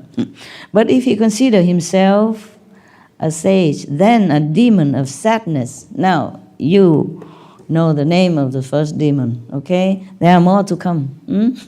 Depends on what kind of stage you are in and what kind of realization you have for your own stage, and not mistaken for sagehood. This is the first stage, when you're sad and you cry and you feel sorry for every little mosquitoes and ants that you remember. Feeling sorry for beings doesn't mean you have to overwhelm yourself with sorrow. Okay? Yes. You feel sorry, but you're stationed in your mind, knowing that karma, word, maya. Huh? Okay? Not overwhelm yourself until you're depressed. So depressed that you want to, take your life or whatever. That is no. Huh? If you feel sad and feel too sorry for all beings, overwhelmingly sadness, no. Okay? You can be sad, but don't fall. Okay? Don't feel like this is the end of everything. So it's better he control himself and knowing his state of evolution, spiritual evolution. Then the demon of sadness will not come. I'm explaining here now, okay? Otherwise, the Buddha say the demon of sadness will enter his mind. Then, as soon as he sees someone, he will feel sad and cry uncontrollably. If he see any beings, he will sad. Because he will see only sorrow in that person. He will remember, he will see when that person is sad or his state of mind is sad. His whole life is sad anyway. The human life is so sad. So he see anybody, he just cry. Out of pity, yeah. Lacking proper samadhi, he will certainly fall. Be careful. Anytime you think your mind changed for the worse or improper, you call the master to help, okay? Call the gods, okay? Call the protectors. Do not listen to your state of emotion or false thinking. Further, Anand, in this state of samadhi, the good person sees the disintegration of the form skandha and understands the feeling skandha. At that time, he has a sublime vision and is overwhelmed with gratitude. It's another state, okay? In this situation, he suddenly evinces tremendous courage. He probably has courage, a lot of courage now. Suddenly, the courage surges in him. His mind is bold and keen. He resolves to equal all Buddhas and says he can transcend 3 asamkhayas of aeons in a single thought. This is another state of overconfidence. Yeah, he can transcend 3 asamkhayas of aeon, meaning, oh God, you cannot even understand how long. He can transcend them in just a thought, single thought. Too overconfident, courageous, too over high esteem of himself, self-esteem. This is called being too anxious to excel in cultivation. If he understands, then there is no error. This experience does not indicate sagehood. If he realizes that and remains unconfused, then after a time it will disappear. So not to worry, okay? It's just passing by. But if he considers himself a sage, then a demon of insanity will enter his mind. This is worse than the sadness demon. As soon as he sees someone, he will boast about himself. He will become extraordinarily haughty to the point that he recognizes no Buddha above him and no people below him. Lacking proper samadhi, he will certainly fall. Whoa! So be careful, huh? The more I read, the more I think, if you don't have a Buddha with you, you fall anytime. You see all the 10 directions just like in the palm of your hand, and you're so clear, you have power and eloquence, everything. Still you go nowhere. And above that already, still worry about the demons who come and make trouble for you. That is, I'm telling you, because we should not have ambitious feeling, yeah? Not to want to be a Buddha so that you come out and boast to people. If you ever want to be a Buddha, it's just because your compassion. because you see all beings suffer so much, and you wish that you could have some power so you can help somehow. That is the only reason that you want to be Buddha. Not so that you go out and lecture or have a lot of disciples or worship you, making you a lot of offering, build houses for you, etc., etc. You know, become famous, become like a big shot, being worshipped, being believed in, just for the sake of being big. Then it's wrong, then it's wrong. Then it is your fault that you deserve any demons that come to you, any at all, or all of them. Don't ever want any fame in this world. What for? How long it lasts you? To be famous, I told you already, it's a nuisance. Yeah? People will be envious with you. They try to make trouble for you, harm you. You always, almost like you have to always run for your life. Truly like that.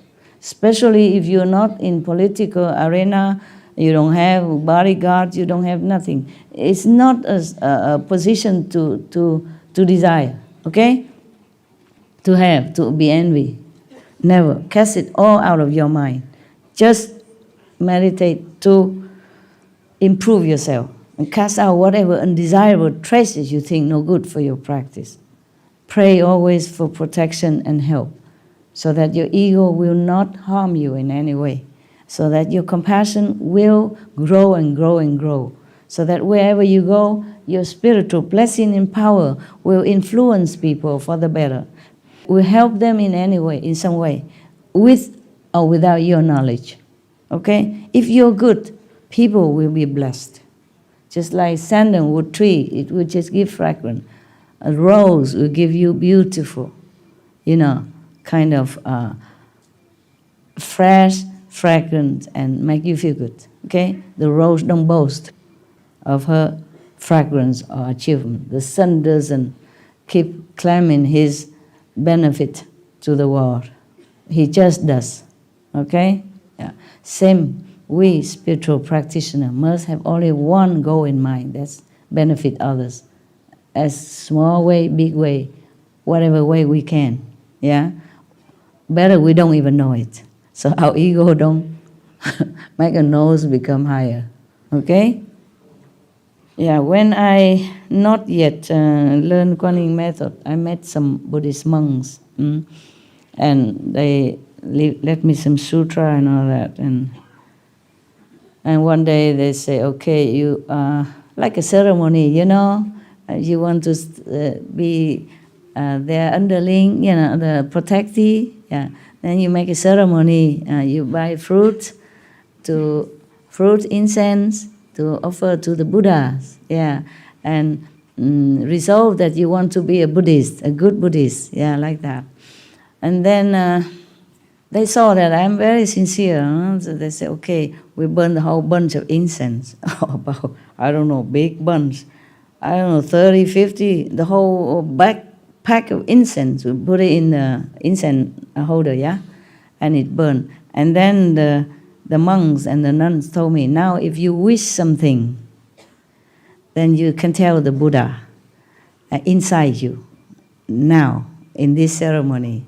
With us witness, but you don't tell us. You just wish inside your heart only. And if the incense or curl up, or some curl up, then your wish will come true. Yeah. All the incense curl, all of them, and don't fall down, because normally incense very long, Some of them about to fall down, some ash. No, none of them. And my teacher monks were so all wide eyes. My God, what is she wishing? Yeah.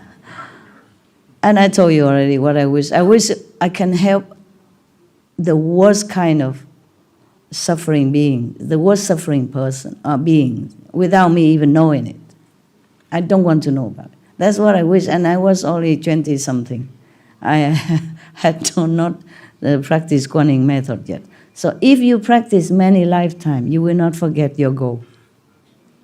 You come back again, you do the same again. You understand? You would just want to help others. At that time, many, many years, I never told anybody, but I thought now I can tell you. Maybe a good example, okay? This is all we should wish for, really, okay? Yes.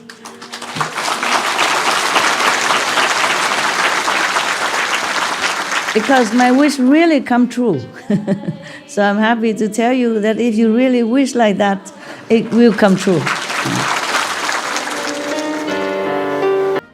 You can imagine Master going to Himalayas without any fear and no direction, nothing. You could fall down in the snow. You have courage to go there. Well, I was young and invincible. Young people, they do kind of things, you know. Just because I thought, if bathing in the Ganges source, I will cleanse my karma, then I will do that. I'm just lazy sitting in sofa, not able to do meditation, and you went to Himalayas. It's okay, we are different. Thank you for being so humble. We are different, okay? There's no need to compare, okay? I am because I am. You are because you are. But you practice, you believe in me. And I'm so glad already. One more person liberated in the world. That influence your 5, 6, 7, 8, 9 generation. Understand that? And your energy influence around you, in your country, helping your country better and better. Yeah, I'm very grateful already. There's no need everybody go to Himalaya, huh? Just like in your district, there's one doctor enough, huh? Not everybody has to go and learn medicine. And all become doctor for what? Okay? I'm not saying that to you because I'm proud. I'm just happy, okay? It's good that my wish come true. And if you really sincerely wish anything, it will come true. Just make sure you wish good, okay? Right. Master, I have a humble request. Yeah. I am zero and I want to surrender my soul to you and I want to prostrate. You will. You will. All of you will if you practice and be good, okay? That's all I ask, you know? As long as you don't harm anyone and you meditate and you still have faith in me, oh, you'll be go high. Even without helping anything else, okay? Yes. Just don't harm anyone.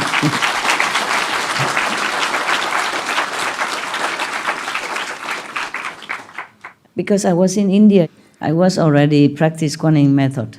But I was probably in your stage. So I thought, what else can I do to make me more available, more value to the world? Nah? So people say, I heard Indian people, you know, they go pilgrims, they do this, they do that, they go to different shrine of the master in the past to bow to them and go in deep into the ice, water, so clean the karma, whatever. I do all that. Just in case, in case I still have some problem. Yeah. Or I just do whatever I can, that's it.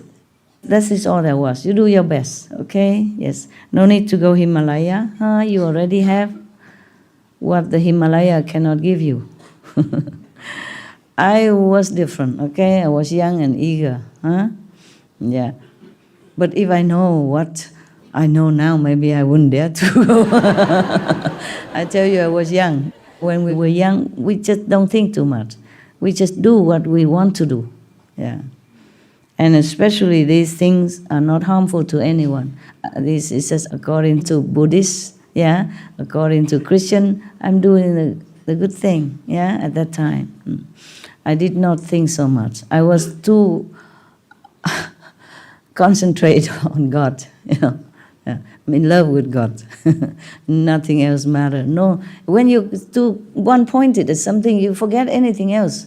You really don't think. You don't even have the think in your mind. You just want to do that, huh? Okay? Just like here. And now anybody, if you don't have to go out, you wouldn't go. You just want to sit here. Because you want to concentrate on my talk. You like it. Similarly, I was young at that time. I just want to be enlightened as quick as possible. Not to boast. This is the thing. You can want enlightenment so that you can go out and preach. I have never thought that I'd be a master. Never, ever. Even I've been sought out 2, 3, 4 times. I still never thought. Yeah, you don't know you are a master. That is the thing. So if you say you are a master, forget it. Okay? But the thing I know now is revealed to me, you know, by heavens, by high heavens, yeah? And I even threatened them.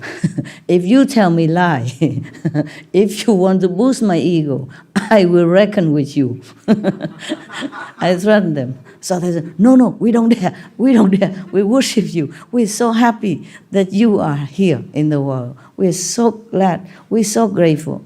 You know, they were so humble like that. Yeah, and revealed to me, okay? Not that I ask, and not that I try to find out how big I am or anything. No. Even now, I don't feel anything big.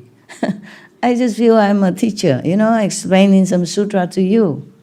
Yeah? Whatever happened, this is an inside power, okay? Not outside. Okay? Yeah. I told you, even if I want to, it will have consequences. And I even make a very poisonous vow to all the Buddhas and gods, whoever witness. I say, if I ever gone wrong, gone astray, so that I will harm or mislead others, please just destroy me immediately. Destroy me completely. Don't let me harm anyone by misleading others. I make a poisonous vow like that. Yeah, years ago. Yeah, because at that time, people already begin to come to me and ask me to give initiation and advice and all that. And I did not know I was a master of any sort or any level, nothing. Of course, I see some insiders like you, but who knows where you are, you know, not confident. So I have to make a strong vow like that. I say, if I ever harm anyone, you know, knowingly or unknowingly, please just destroy me. It's like that. Because I really don't want to mislead anyone. If I'm not there, then they might be able to find a good master, a real master, you know. I am nobody and just blah, blah, blah, and then obstruct them because most people are innocent, you know, they're pure, they don't even know who's master, who's not. And I just sit there and be a master. Meanwhile, I was not. If I do wrong, if I mistaken, then obstruct them to go to another good master. You understand me? That's why I said destroy me if I'm wrong, if I'm in the wrong path, if I am not what people think I am, or if I'm not able to teach or really lead people in the right path, just destroy me. I don't care. My soul completely annihilated. Yeah. We go back to the Buddha. Yeah, I'm forever grateful to Buddha that he lived long, and forever grateful to the scribe who write all this down, and to Ananda and to all the translators. Forever grateful. Every time I read, I'm grateful inside. Yeah. Further, the Buddha said, further, in this state of samadhi, the good person sees the disintegration of the form skandha and understands the feeling skandha, with no new realization immediately ahead of him, and having lost his former status as well, his power of wisdom weakens, and he enters an impasse in which he sees nothing to anticipate. Suddenly, a feeling of tremendous monotony and thirst arises in his mind. At all times, he is fixated in memories that do not disperse. He mistakes this for a sign of diligence and vigor. I mean, he's so diligent, vigorously practicing. So he mistakes that. This is called cultivating the mind, but losing oneself due to a lack of wisdom. If he understands, then there is no error. This experience does not indicate sagehood. As usual, my God, where will we go? But if he considers himself a sage, then a demon of memory will enter his mind. What kind of demon? A memory demon. Can you believe that? It sounds harmless, eh? But it's not. Will enter his mind. Day and night, it will hold his mind suspended in one place. Lacking proper samadhi, I mean wisdom, yeah? He will certainly fall. Oh my God. Oh my God. Okay, memory. Should I explain to you, or you understand what it is? Yes, please. It's like this. You know memories, right? Yeah? It's not all pleasant, okay? Memory is the past anyway, right? And we did many bad things in the past, or life after life. I cannot not remember all. Huh? But I wonder.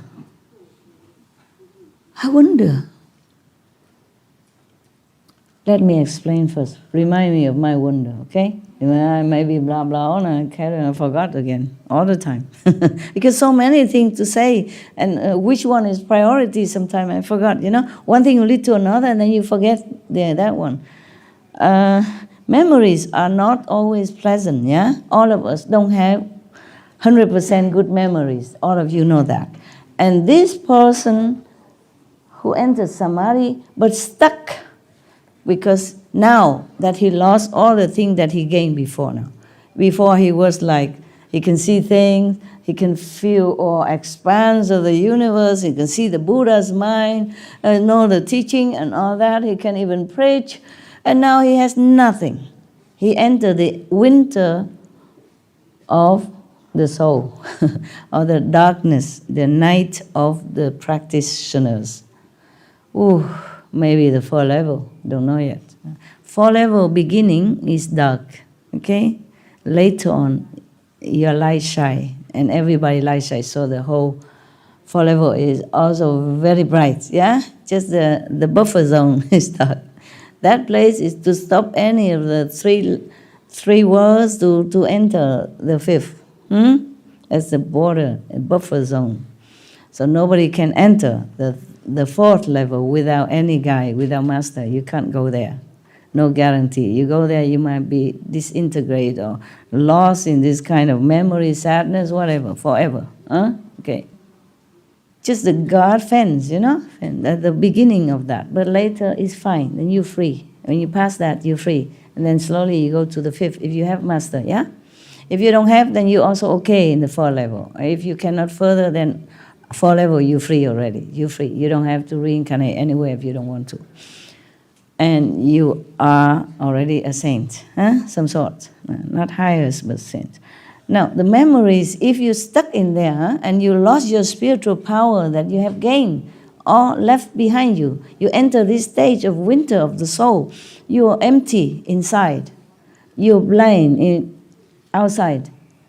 And all it rests with you now is memories. Memories could be some good, but mostly are bad. From different lifetime, all come and you're stuck in that reservoir of memories.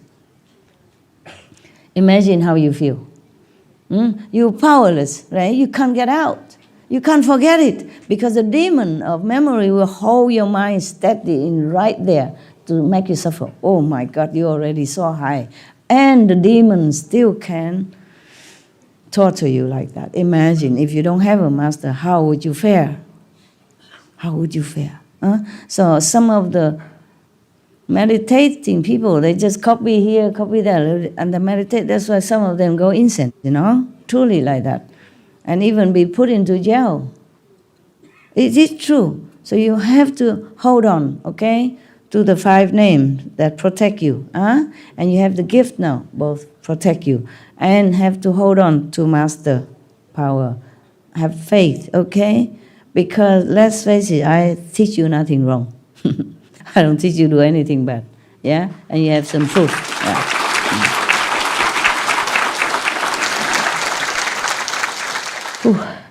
Memories is bad. Huh? You're wondering. Wondering. Okay. Yes. Good. I was suddenly wondering, whom was the Buddha talking about? Because if he has initiation, we still can go wrong. Even after initiation. If your mind is not faithful to the teaching of the Buddha, if you don't believe in the Buddha 100%, if you don't practice what the Buddha taught you, your mind could be tricking you into a different kind of stage and even bring back your memories. I was wondering because I thought after initiation, all the past karma has been, stopped. Only the present lifetime karma hold on to, because otherwise you will die immediately if you have no reason to live here. If you have no give and take, no exchange of, karma with the beings on this planet, then you just have to go. You go. You go, no matter where. Go out of this world, at least temporarily, if your level is low, and forever if you have a better spiritual evolution, or the master take you higher. No, I was wondering like that, that's all. But I think that's what it is. Yeah, perhaps that's why some of you still doing silly things, even though you are the Buddha. You don't know you Buddha, and you carry on with your habits or with your other influence from the society and your family or your lover or your friends or whatever. So it's happening. It could be happening, yes. Even the demon of memory, even this might not be your memory, he can make it. He's so powerful. You already on the 11th, 12th state of mind already, of enlightenment already. If he can fool you like this, that means he's so powerful. He can create anything to fool you. He can create your fake memories as well, to make you sad, to make you feel helpless, lost faith in your practice. I also wonder how you can be so good, sit so long in the floor all day.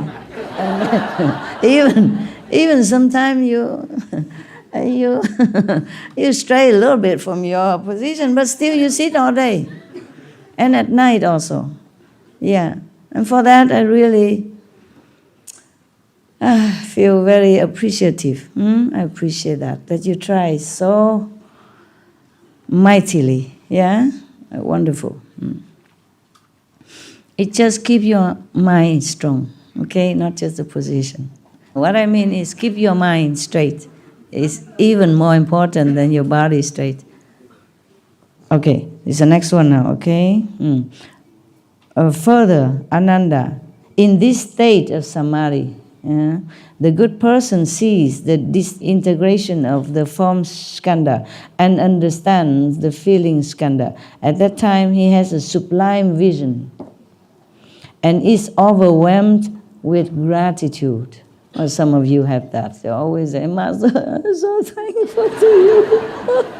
I just saw the Buddhas. Oh, Jesus, whatever, yeah. Yeah, some of you probably have entered this stage, overwhelmed with gratitude. Yeah? Okay. I see you everywhere in these sections. Crying, gratitude, feeling lost, feeling sad, feeling happy. It all will pass, okay? He had a sublime vision. Wow. Sublime vision. Not normal vision. Up to now is already so cool, but sublime vision. And is overwhelmed with gratitude. In this situation, he suddenly have tremendous courage. Oh, I told you this already. Yeah. Because he's too anxious to excel in cultivation, too hurried.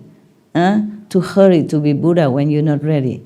A child needs to learn to walk first, baby steps, before he can run. If you run too fast, you fall and you hurt yourself. Wherever you are, you're good there, okay? Of course you want to be Buddha, but you cannot force the issue, You want to realize your Buddhahood, but you must be slow. Must be at ease, just be at ease, yeah? Continue to do what you do, be good, okay? Be good and be faithful, be concentrating, be compassionate. And then whatever come will come. I have never, even wherever I was before, I never thought, imagine, believe that one day I sit here explaining this difficult sutra to you, which I never understood one word before. The Buddhist master give me. They think I'm worthy already. First they give me a small little sutra. Namo Kwansin Busa, something like that. Namo Bodhisattva, something like that. Amitabha Buddha, easy. Just recite his name and you'll be cool. Yeah. And slowly they give me another sutra. They say, okay, now you can read this. Not they are giving this to me, no. At that time I don't know many sutra like this. And in the foreign land you can't get this. In Europe, there's not many Buddhist temple. Yeah, where do you get this kind of thing? my teacher, Buddhist, they brought it with them, some in Vietnamese, okay? And then they give me the Lotus Sutra after I, evolved. So they give me better sutra. Before they say, no, you don't touch that, you cannot. Not worthy, too low. But then later somehow they trust me. They give me other sutras to read. And they give me this also. I capish nothing. What is skandha, feeling, samadhi, you understand? Brightness, vision, 10 directions, Buddha's mind, demons. Demons of Buddha, I understand nothing. And now, of course, I never even imagine, not even think of, I can imagine or cannot even imagine to think that one day I sit here and expound this sutra to you. I'm telling you the truth, okay? Whatever happens will happen. Yeah, no hurry. When you cannot walk, don't run. All right? Then the demon will come and grasp you because of your hurriness to want to be somebody in the universe. Just be cool, okay? One step at a time. Yeah. I also did not think that one day I will explain this to you. It just happened. Normally I just sit and make joke to you and answer your question, But I think you grow up now. No need to ask so many little questions anymore, okay? Master, how I meditate, how I repeat the 5 names, touch my head, shake my hand.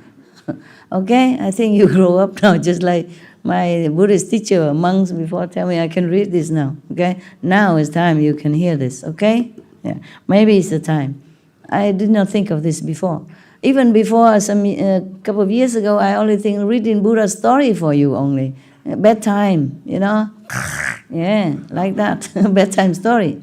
Because this kind of sutra is hard to encounter. And I don't think many can explain this to you. It's a high sutra, understand me? High level of teaching from the Buddhas. He taught to his high monks, who has been with him long time. Yeah. Thank you.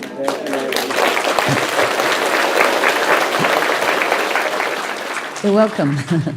You're welcome. If it helps you, I'm already very, very happy and feeling satisfied, really, yes. But if you cannot understand, then there's no harm anyway. At least you can look at me. Yeah, because you came to look at me, right? You also did not expect this.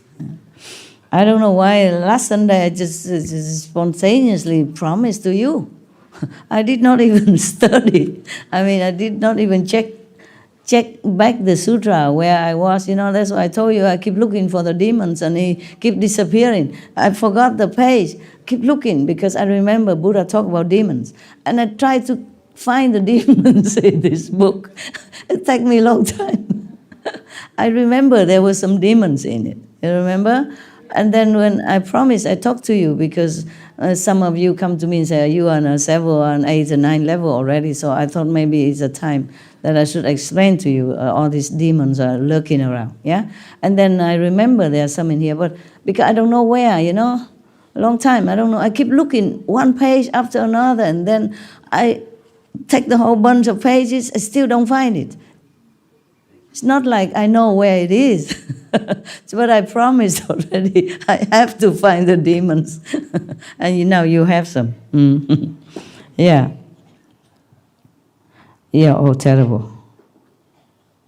He doesn't even think any Buddha above him. Yeah, this is bad. Okay, so the demons of memory hold his mind suspended in one place. Imagine, this is kind of suffering. You can't control your mind.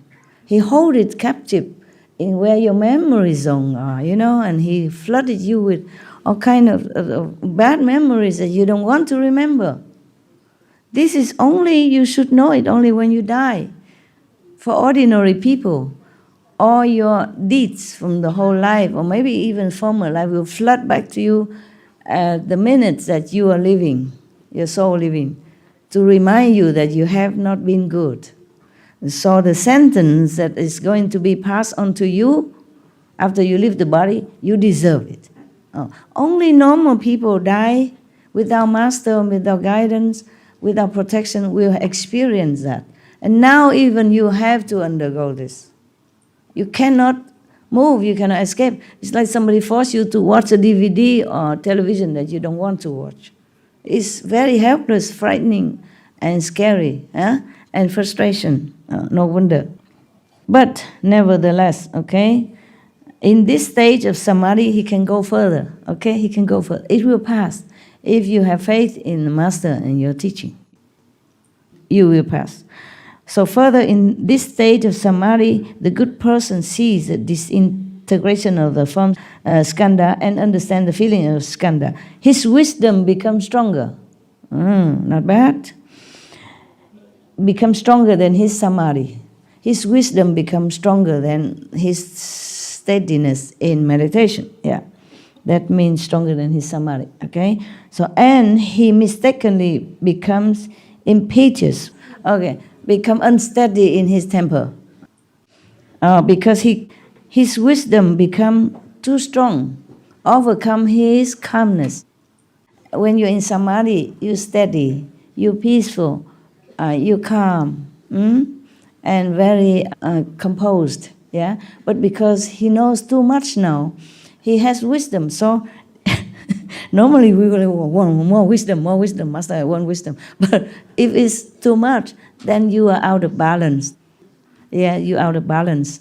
And then you cannot bear, of course, yeah? The wisdom will make you feel restless and you become impetuous. Okay, good. So cherishing the supremacy of his nature, he imagines that he is a Nisisyanda Buddha, a kind of Buddha, some kind of Buddha, yeah. And rest content with his minor achievements. The Buddha is really not generous. Up to all these 10, 11, 12, 13 level already. Wisdom and clairvoyance and everything. And he said, minor achievement. Oh, please, take care of your ego for me. Okay, minor achievement only.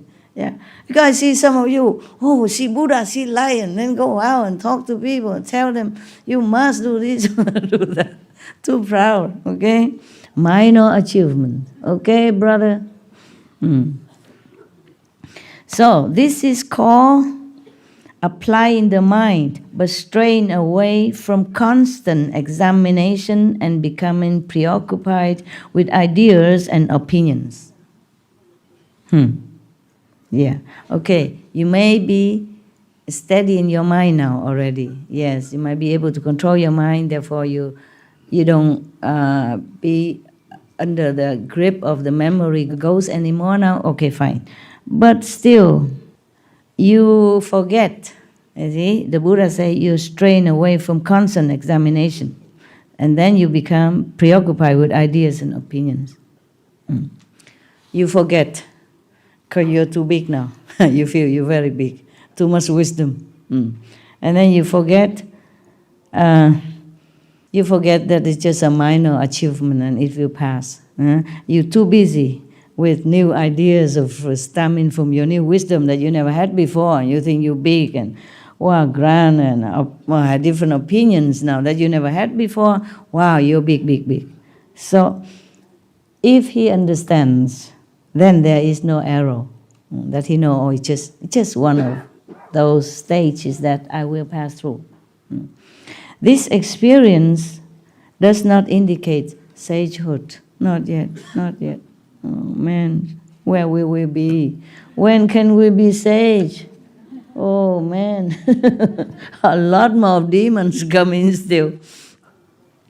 But if he considers himself a sage, then a lowly demon that is easily satisfied will enter his mind. A lowly demon only. As soon as he sees someone, he will announce, I have realized the unsurpassed absolute truth. Me, I, look at me. Okay. Lacking proper samadhi, he will certainly fall. Let me have a drink. Not yet. When I drink, you clap. So you don't hear me, and then you feel thirsty. Sorry. I'm just joking, man. Where's your wisdom? What stage are you in now? A winter of the soul or something? It's good. It's good. It's good. We are just joking around. It's good to relax your mind a little bit. Oh, I see you all very tense up, you know? Oh, what next? What kind of demons coming? Yeah, yesterday, no, the day before when we cut ribbon, you know, I don't know what happened. I feel very kind of tense. I normally very relaxed, you know. That day, I don't know, some of the MCs I saw. Master, they were so nervous. They were nervous? They were very nervous. They were like shaking. Why? They were shaking? Yeah. Wow. Imagine if they do something else. Just holding the microphone or some scissor even. Huh? Have something to hold on even. Oh, no wonder. I feel so, stiff inside. So what's happening? But what can I do? I still have to cut the coconut, you know. Next time we don't cut coconut anymore, the poor coconut. I don't know, I learned that from India somewhere. Why do they cut the coconut in any ceremony? They break it to break the ego, Master. To break the ego. Oh, that's a good thing. No, Master, that's what is the meaning. Okay, fine. So they meant I should sacrifice my ego yesterday? The day when I cut the coconut? All right. Next time I don't cut it. Otherwise people think I have ego. I don't have any ego. I'm so humble. You and I, humble. I'm such a humble person, okay? You see that? Sitting here, being very humble. What can I do? If you're a teacher, you have to teach, right? Ego or not. All right. Do you feel I have a lot of ego? No. How come? Supreme Master, sitting here, expounding the difficult sutra, and no ego? How possible?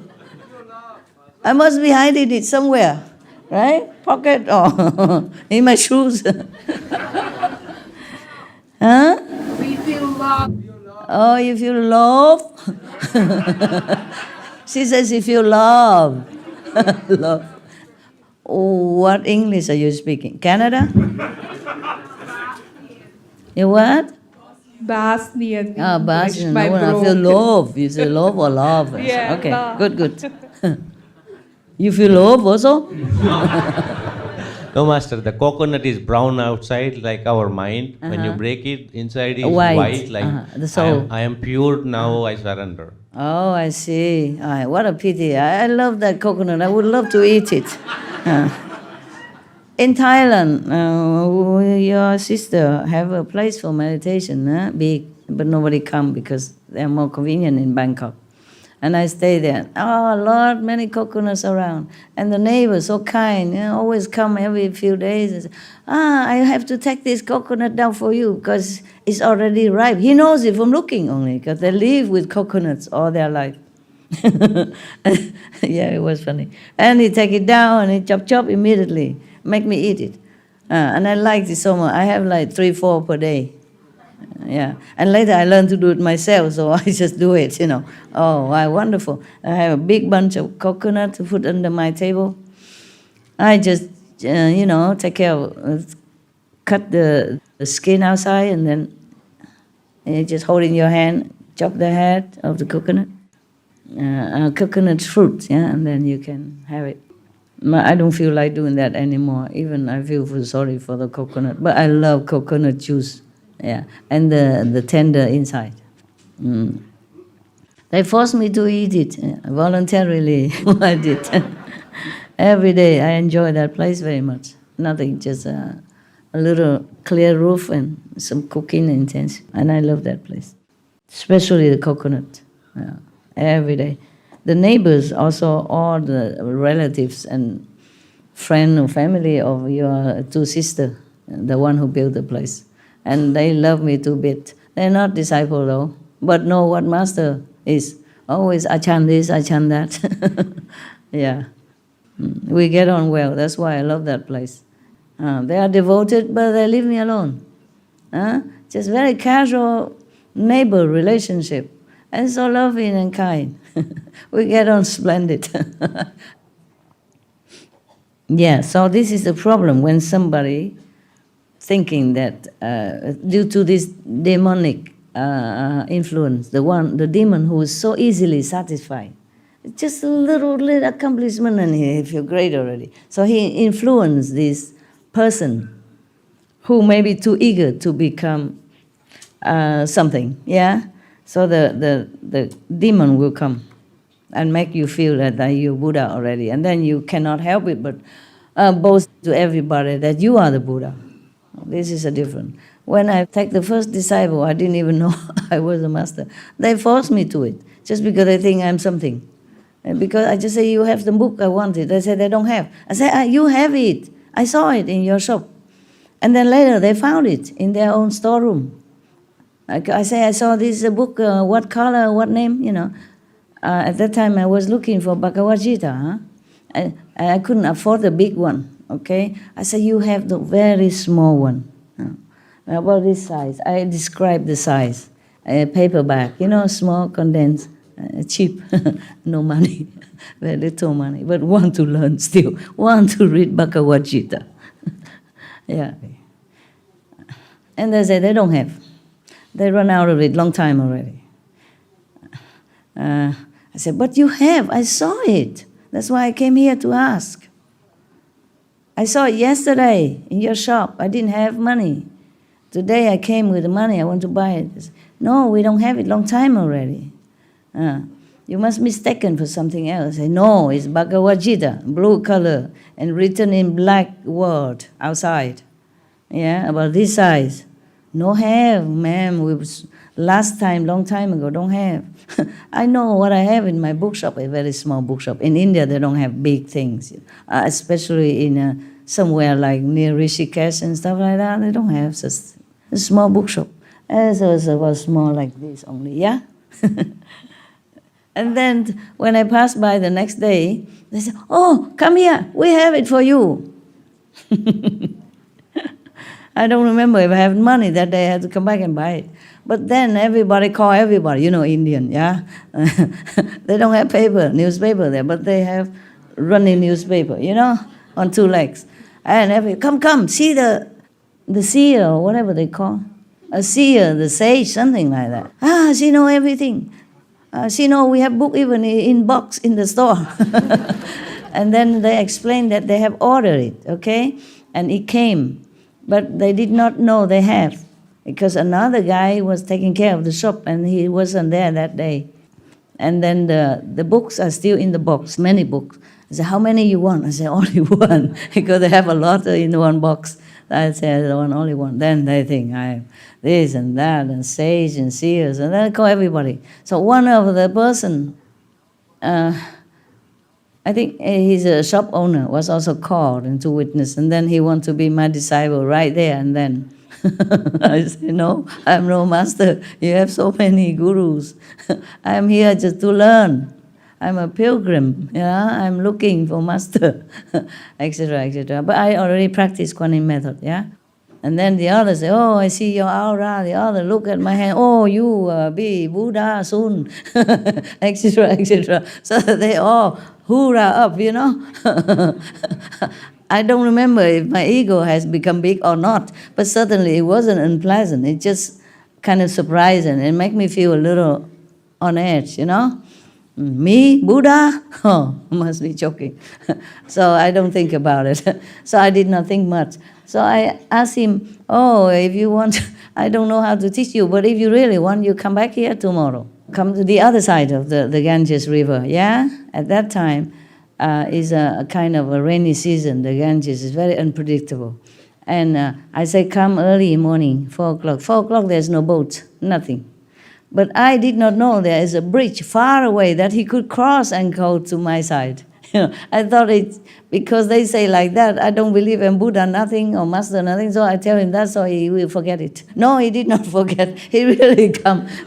I thought he could not. 4 o'clock, there's no boat, and turbulent water, no boat would come even, would even cross. And also, it's too early, But I did not know there's a bridge. It's a bridge far away. He's a little bit late because he has to cross a bridge far away from where he shopped. But he came and saw. He's my first disciple. Many years later, I come back, pass by the shop. He's still there. Yeah. Oh, my great guru, come, great guru. He announced to the whole, whoever he can see. I'm only 1 meter 40 something. My great guru, a big guru coming. I was very embarrassed. Then he invited me to his house, and I was worried. I'm from Western. He so worshipped me like that, adoring like that. I said, "Be careful, your wife. Will she say anything?" Even if I'm in India. In India, the wife don't ever leave the husband, or I don't think they make scenes, especially if it's your guru, yeah? But I was from Western, come there just 1-2 years and don't still worry about wife. He said, no problem, come. And the wife just say hello, that's it, and she kind of disappears. She don't even stay there. Yeah, maybe she already have another guru, I don't know. And then we talk, and then he invite other people to come see my great guru. Oh my God, that's the first time I know how to be a guru. You just sit there, yeah, and don't say anything. It's the best, because you might say the wrong thing in Indian tradition. Just sit there and everybody come. Not yeah. Good. Hare Krishna, Hare Ram, bless you. Whatever you say, Om, and they're happy and. They're happy. Then they left, and I say, I must go because I want to escape from this, from this circle of adoration. I was uncomfortable and not used to it. Newborn guru, baby guru, was so very worse than the coconut ceremony yesterday. All eyes were on you, Yesterday I'm more used to it, thousands already, but that time I was not even 30 years old. And all eyes are on me, the small village, but a lot of people. And I was really nervous, uncomfortable to be a guru. So then I left, yeah. I don't ever go back there. I don't pass by his shop ever again.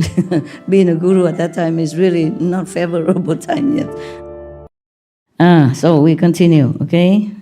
Further, in this stage of samadhi, the good person sees the disintegration of the form skandha. He's still there. He's still seeing the disintegration of the form skandha, as we had mentioned before. Because the form of skandha are no end, He sees some today, he sees another again next day or next week.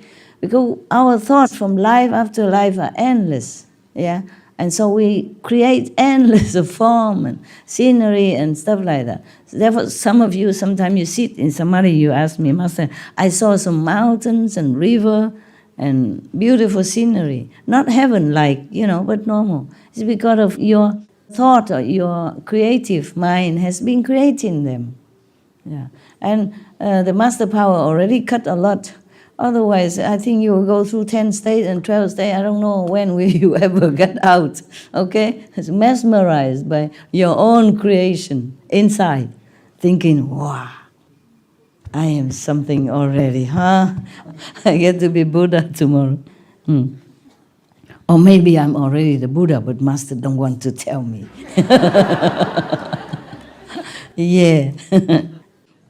Further, in this state of samadhi, actually, it doesn't help your ego, I remember some times ago, I pronounced somebody on 5th level, it's just temporarily only. Afterward, they feel too good, and people around him just worship him too much, he fall down, whoop, so quick. So I don't say nothing no more. I zip now, zip. If you know you're in the 5th level, then you're not it, okay? Just make sure. Just make sure you're not. There's no way you know. No way. Yeah. Some heaven has to inform you, okay? Until you're completely clear, yeah? Yeah.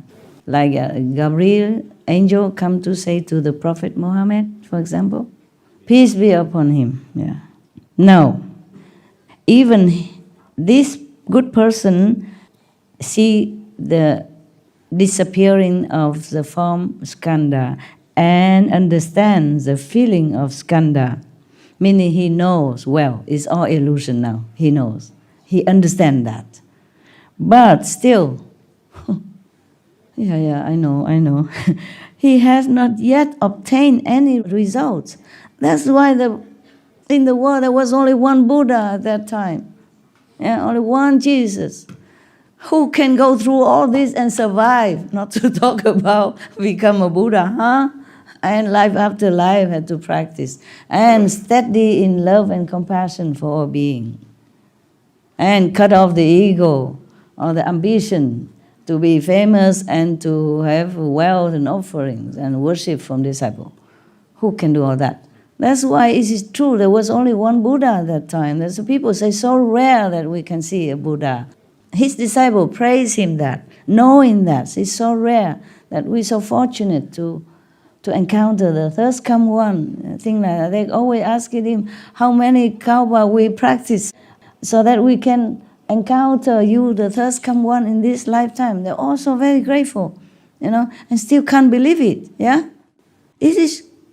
Could be true if you read all that. It's not easy to produce a Buddha, huh? And that day your sister say only one in the world, yeah? Who is she? Where is she now? Is still there? Your first master really say that?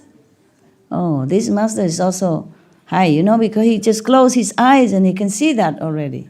He didn't have to meditate long. No, he just said, there's only one now. Mm-hmm. Yeah. And then he just went quiet for a bit longer, and then he said, under his breath, maybe two, but he wasn't sure about that one. He just said one only now. One is for sure. Yes. Two would be better, right? Yes.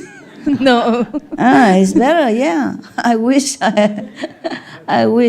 Yeah. So that two can share the work, It's better. Now, why you leave him then? Why you come here? Because I didn't know anything. At that time. He was actually planting the seed in my mind. Okay. Trying to awaken me to...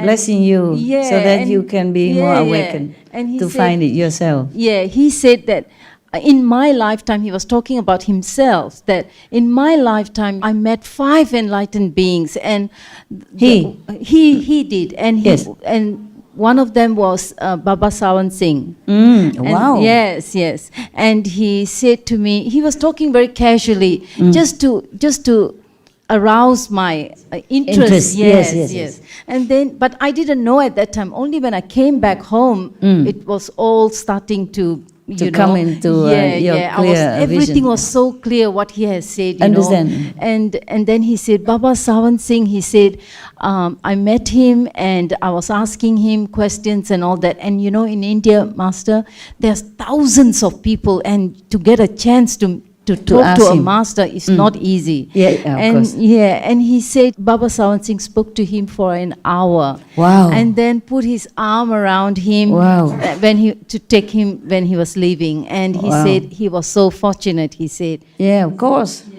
Especially in India. Hundreds of thousands of people always there. Yeah. And then when he talked like that, I just spontaneously said, like a small kid, can I also meet 5 enlightened beings? Just whatever he said, I said it. Can I have the same? Yeah. So then he just one is already fortunate. 5. That's right.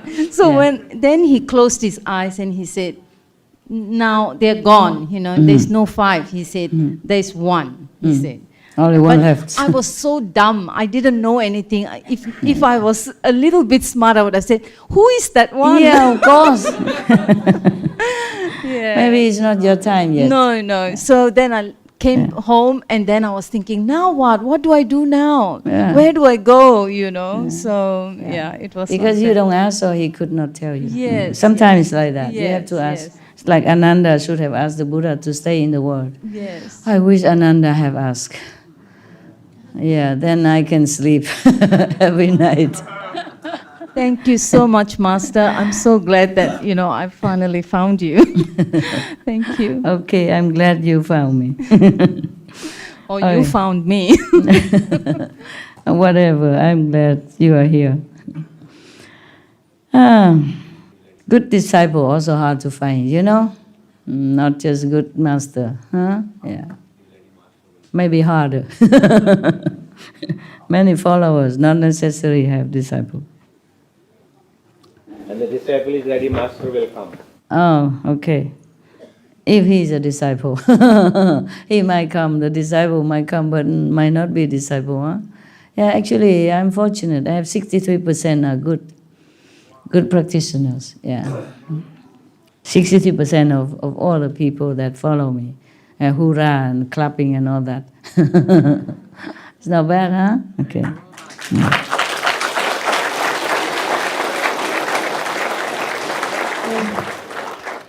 So, in this state of samadhi, this person sees the disappearing of form skandha and understand the feeling of skandha, meaning he knows it's all illusion. He knows all that. But he still not yet obtained any results. And his prior state of mind has already disappeared. He has not gained anything yet, but his enlightenment prior to that disappeared even. Oh man, he's lost again. They always complain sometimes like, oh, Master, I don't see anything anymore at the moment, I don't hear anything, blah, blah, blah, okay. Similar, huh? Maybe you're lost in this kind of interim. Okay. Surveying the two extremes, he feels that he is in great danger.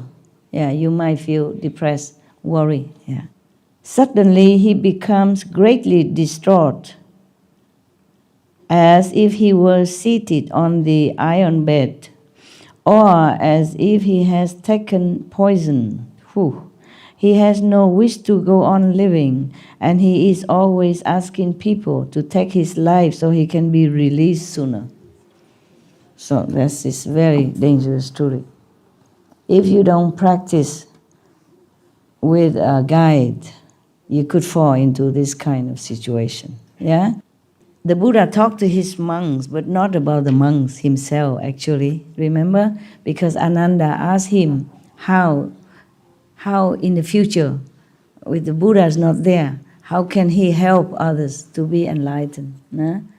Because Ananda, said, I already have been transmitted the good method and I am already in the way.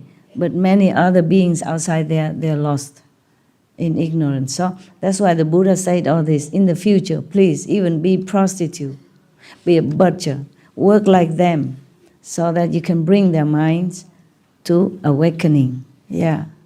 Remember that, huh? Okay, so this is all like a will testament for the future disciples of Ananda or of Rahula or Manjusri at that time. Yeah. Well, this state that he just entered with so much depression and helplessness and hopelessness is called cultivating but not understanding experience. If he understands, then there is no error. This experience does not indicate sagehood. But if he considers himself a sage, then a demon of chronic depression will enter his mind. He may take up knives and swords and cut his own flesh. Oy, oy, oy. That is when you meditate without guidance. Yeah? Happily giving up his life, or else, driven by constant anxiety, he may flee into the wilderness and be unwilling to see people. Lacking proper samadhi, he will certainly fall. Oh my God. I think you had enough demons for a day, no? 1 o'clock already. All right. So if you encounter someone without a master or with another kind of master teaching, is not properly guided and he has fallen into such and such stage as mentioned above by the Buddha, then please help him. Explain it to him. Or give him the tape to listen, say you listen to that and then you get out of that stage, okay? Or find a guidance. Don't do it alone. That's why I told him to write it to warn people in the SMTV, said this is not a proper guidance, not complete. Please don't try it alone. Even just 1 or 2 sentences, they might take it and think, okay, I can meditate. Yeah, and I can become Buddha, etc. Okay, we continue tomorrow, huh? Thank you.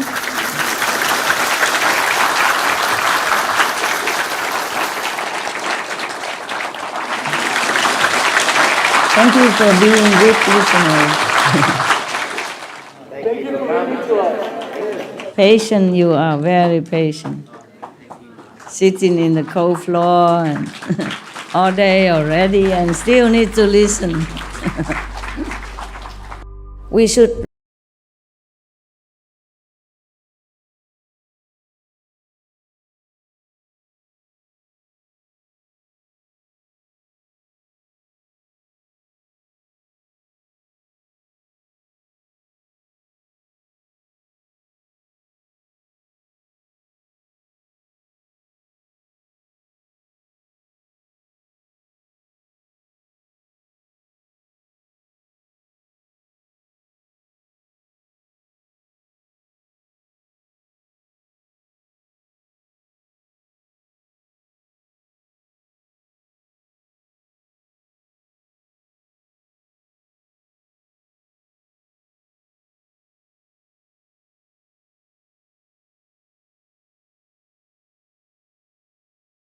with all of the masters that you hear here today.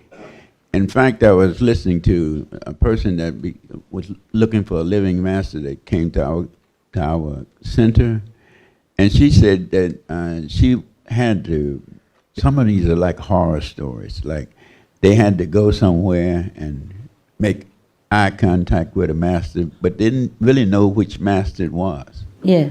And so, but when we sit here and we listen to you, there are no masters teaching like you're teaching and giving us the instructions that we need. And in fact, I was sitting here tonight and I've had so many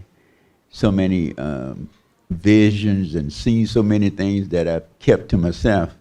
But now, when you tell me about the ego and all of this, I'm glad I've kept them to myself. You're right.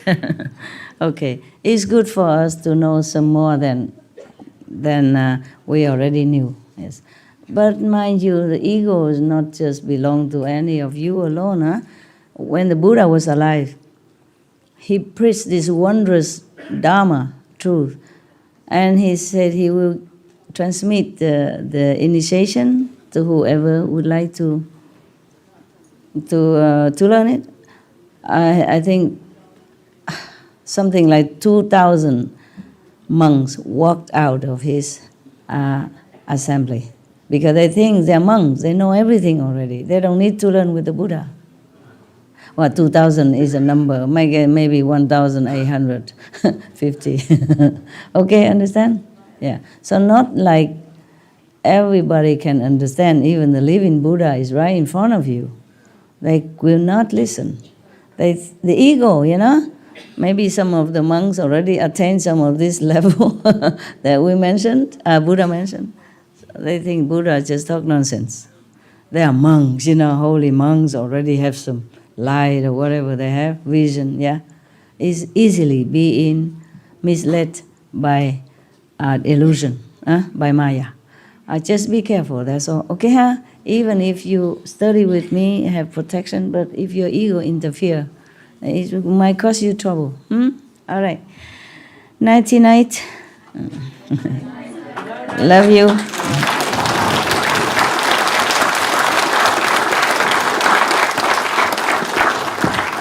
you. Okay. Yeah, what was?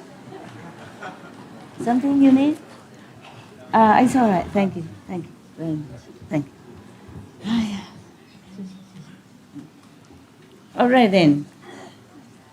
I wish you a good meditation. Whichever way you meditate. Be blessed. Be loved. Be happy. You okay? You okay? You cool? See you. Thank you very much.